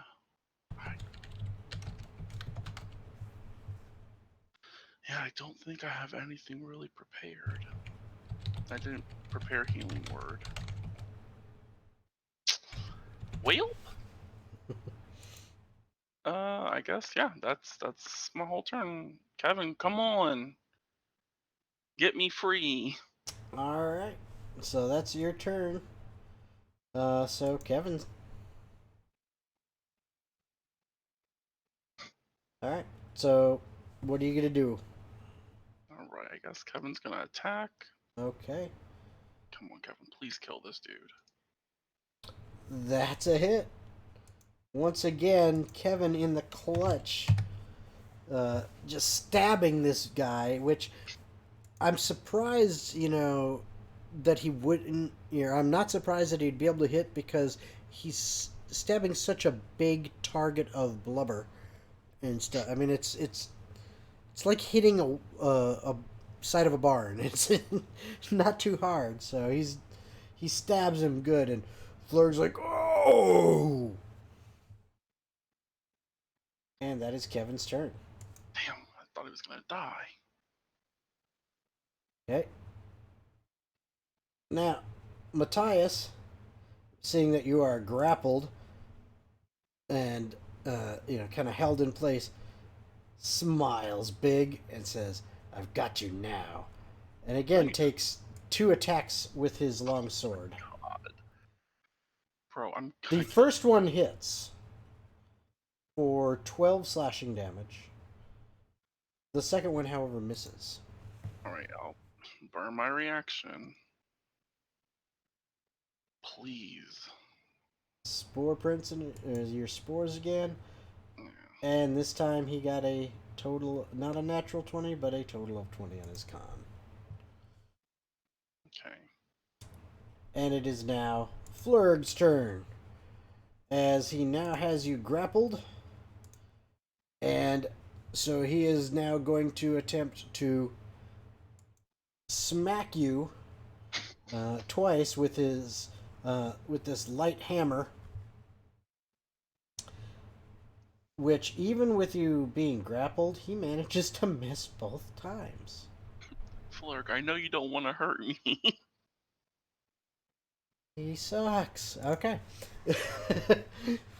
And that is now back to your turn. Oh man. Well, this is about to be a. Health-wise, I'm still good. Kind of. Does this heal you or give you temporary? It gives you temporary. Okay, so I can't use that. Alright, I am going to. Screw it. I'm just gonna make a swing at Matthias. This is All how he right. wants to play games. Let's roll, bro. All right. That will definitely hit. And dang, that's a lot of damage. Yeah, That's a plus lot 2 of for damage. extra reason. Wow. So that hit him hard as you basically as he came across with his sword and hit you with the first one.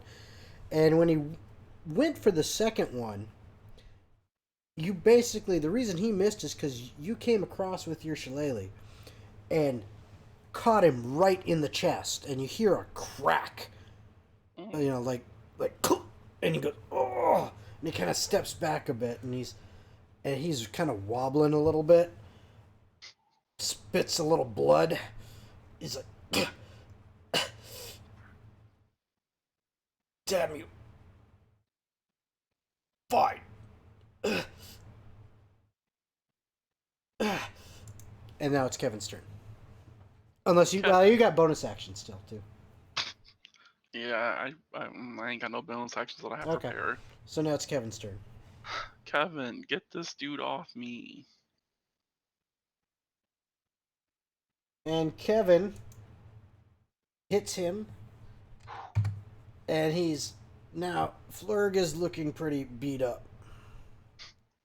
He's pretty bad right now.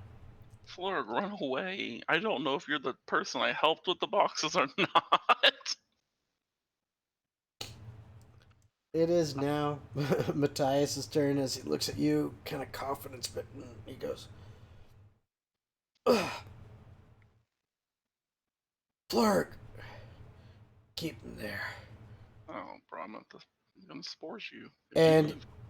he attempts to dive out of one of the portholes that's nearby. As he's attempting to run, I'm gonna. Yeah, you get an attack of opportunity. Oh, damn, and I'm gonna. Well, shit. If I'm gonna attack of opportunity, I might as well burn that instead of this. So yeah, no. Okay. Ignore spores. Ignore spores. Got it. Okay, please, Shillelagh, please hit. Shut the And spores. it misses. Okay. As he dives out uh, through the porthole. Hmm. Okay.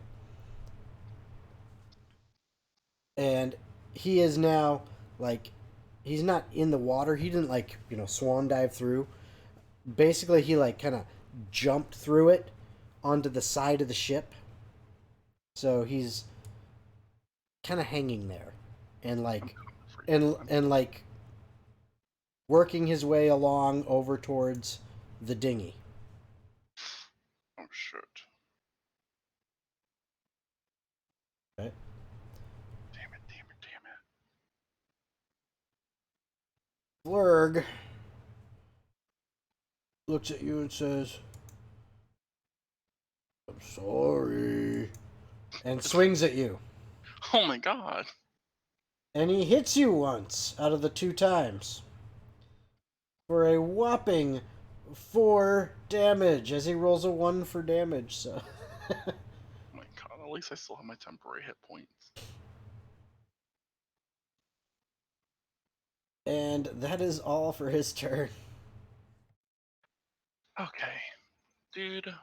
I didn't want to kill you. You brought this upon yourself. That guy's a very bad man, and I'm gonna have to hit you in the head.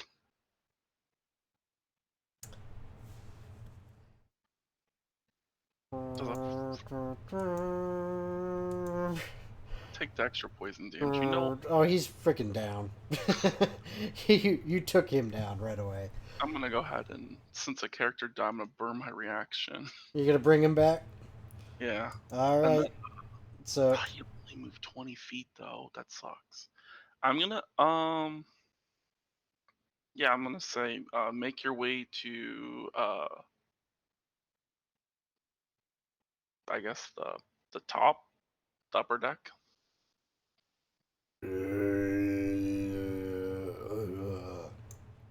Look, Jimmy, that could have been you. that's it. It took him about 20 feet because you were a lot closer on this side to get up this way. Oh, So he got up, but oh, wait, one he's like on the upper deck. I can move. You can move now too. I forgot. All right, I'll take my He's my now four. like he's now like just like wandering on the upper deck. Okay, I'll go ahead and use all my movement to get as close as I can. Okay, yeah, you can get where you're looking right over the side at where Matthias is. He's like scrambling up into the dinghy and trying to release the ropes on it, trying to get those off. So he's probably like a good 5 feet below you, which is that's you're like 5 foot squares apart basically, but he's at an angle kind of down. Like I'm back. Like shit, and All that right, and would then I'll not mental. I'll tell Kevin to go wake the captain. okay. So Kevin saunters off to go find where the captain Hi, is. Kevin. All right, so he's on his way to do that, and then Matthias sees you above him, and in last desperate attempt, uh, abandons pulling uh,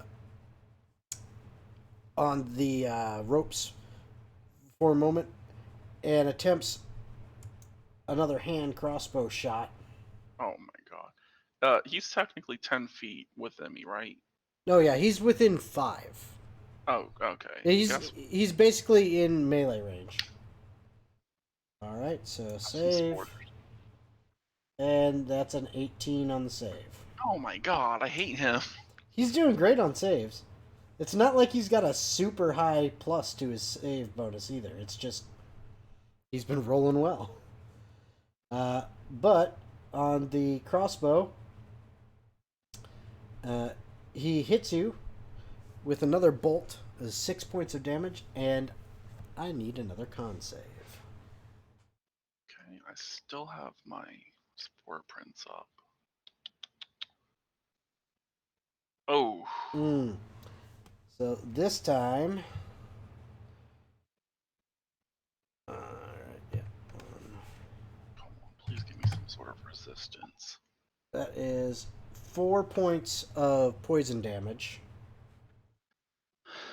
in addition to the 6 points of piercing that you got. All right, there goes my Spore Prince mode.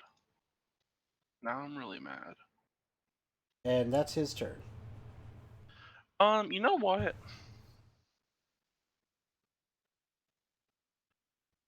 I'm just gonna. I don't know if I've added this spell to my list. It's on my prepared spells on D&D Beyond. Let me see if I added it. Oh, into your roll 20? Yeah, I didn't add it to Roll20. Oh That's right. god. Well, what is it? I don't know. I feel like this is a little bit overkill. Uh, As I'm gonna go ahead and use my action to call lightning. okay. Go for it. Let's see here. It is a dex save. I'm gonna have to aim the point of lightning. Yeah, no, I'm gonna get hit by it too. Shit. Well,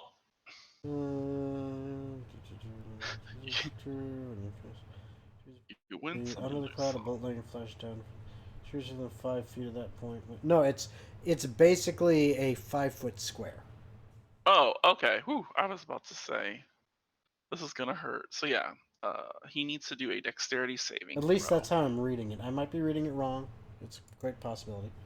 But okay. So he needs to make a dex save. Let's see if his dex saves are any good. A 16. Will that It'll pass, so he's just gonna take half as half much. damage? Okay. As the lightning bolt. Let me just say this. Show me what you got. This poor dude. So go ahead, man. Show me what you got. Oh, You got him. yeah, I just I'll hold my hand aloft and be like, "My lord, don't let this." I can't call him a creature. Don't let this person get away. As the bolt of lightning flashes down from the clouds and strikes him. All right, and it does. It comes straight down, and it slams into him, frying him as well as causing a bunch of damage to the dinghy. And when the blinding light clears, you see basically this smoking wreck of a person. It just laying in the bottom of a dinghy that has these electrical scorch marks all over it. Oh, I literally forgot he had the box. I'm gonna go ahead and look for the box. Hopefully I didn't destroy it. All right, so you hop down and you into the dinghy and you look, you find the box, and surprisingly, not a scratch on it. Whew. Thank you for sacrificing your life to protect the box. I mean, you It know it what? it looks perfect. Just to add insult to injury, yeah, since he technically died, I'll frickin' burn my reaction and resurrect him. I told you I Oh, was gonna make you one of mine. okay. Alrighty then. So we got our little fun little zombies here now. Yay. You you've got Scorch Zombie 1 and Scorch Zombie 2 here. Or Scorch Zombie 1 and Fat Zombie 1, I guess. Yeah, this is what happens when you mess with Alright. Melora. So the captain finally comes out of his quarters with Kevin in tow. Kevin. Ah, there we go. And he sees, what's going on? Uh, I did it. I'm tired. I'm hurt, but I did it. I got the box. What happened here? They went. They went to try to steal a box. It hit me that I should have just gashed his form and just went out my window at the very beginning. I could have avoided all this, but I didn't think of that. Well, you may not have thought of it, but obviously these were not the best choice of crew. Mm-mm. And You sh- the captain walks up to your new toys, and he looks at them and he kind of peels away the charred sleeve of the coat that Matthias is wearing, mhm. and looks at the skin underneath, some of which was protected by the material and isn't charred itself. Okay. And you see under there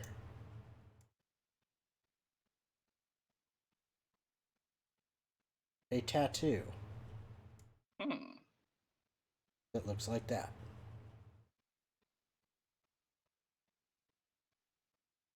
Same Damn it. Figures. And we are out of initiative, by the way. So All right. he's like, damn it. Uh, you said you recovered the box? Yes. Captain, do you need these Let's. two zombies? No. All right, zombies, jump overboard. Get out of here. And they do such. They only last for an hour. Might as well die in the water. Can I see the box again? Ah, yeah. Hands box. Right. He opens it and looks. And with your perception, your passive perception, you can see in there because he's not really trying to conceal it right now. He's just like making sure. Hmm. It is a jade necklace Mm. that is absolutely gorgeous. He takes the jade necklace out, throws it overboard, pulls up this felt liner that the jade necklace was resting on, and looks underneath. There is a stone tablet. It is about that big, and it's actually in very, very good condition, Okay. which seems kind of surprising because it looks pretty old, but it seems intact. And there is this really, really strange, like carvings and markings in it. It's not like any language you've ever seen. Mm. And he goes, oh, thank God. He puts the liner back, Sir, closes the box. Says, Captain, in case you wanted to know, that tablet is not written in Minotaur. But I didn't see anything. I'm gonna link at him. I know. We need to get this back to Oceanica. Mm. It is Captain, worth a fortune. uh, dumb question. Is there any stone on this ship? In the box. Hmm. That's the only stone. Okay. Well, I thought I was gonna find another hiding spot, but it's okay. The rest of the crew, I don't think you have to worry about quite as much, but still keep your eye out. I definitely will. So We, will so will Mallore's your skinny friend. So he goes, he says, here, an eye on it. okay. Oh my god! I just realized I'm naked. He doesn't care. I'll just hold the box in front of myself. Come on, you just fight naked. That's how things work. Just But Jimmy's seen everything. Great. yep, you all finally get to sleep. Oh, thank you. I need this rest. And it takes you a little bit longer to get back because you're now down 3 crew members. You still have Jimmy. You still have another guy. You still have your 2 original crew members that didn't die in the first ocean voyage, and you still got the cook.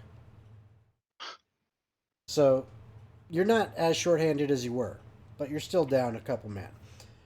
So it takes you a little bit longer. But eventually, over the next 2 days, you finally pull back into the port at Oceanica. And here, everyone starts unloading and a whole bunch of things and finally getting those boxes off. And then the captain says, "Well, I need that box now. Aye, Captain. I I need would to handle the box. I need to take this to the Redstone Manor. Hmm. Never They're heard of that place. well, they're having some fancy masquerade ball, and they wanted this piece in their collection before the ball so that they could show it off to certain folks. So I need to depart as the ball is this evening. I leave you in charge of the ship. You've proven your worth. Hmm. So, if you would, keep an eye on it for me for the evening." Indeed, sir. Indeed. And he takes off, and the first mate comes to you and smiles and says, "You're moving up in the world, it looks like." Kind of slaps you on the shoulder and said, "Did good last night, Thank from you. what I heard." My friend, do you have pants? I am starting to understand the importance of pants. He laughs a little bit and he says, "Yeah, I got you covered. Thanks. Come I with need. me." Okay, thank you.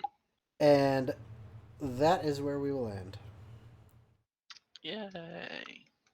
So, for all of you that are watching, which, wow, we actually have a decent number of viewers in here right now. Awesome. So, for all of you who are watching, thank you for watching our little solo adventure stream to kind of catch up on the tales of Galdur and what's happening with him while the rest of the party are off on their adventures. And don't forget, tomorrow night, 8 p.m. Eastern Standard Time, is our normal stream time, so we'll be able to see what happens with the rest of the party as they attend a masquerade ball at Redstone Manor. Sound familiar, doesn't it? All Oh, right. got Yeah. So, thank you, and hopefully see you tomorrow night. you. Bye. Yeah.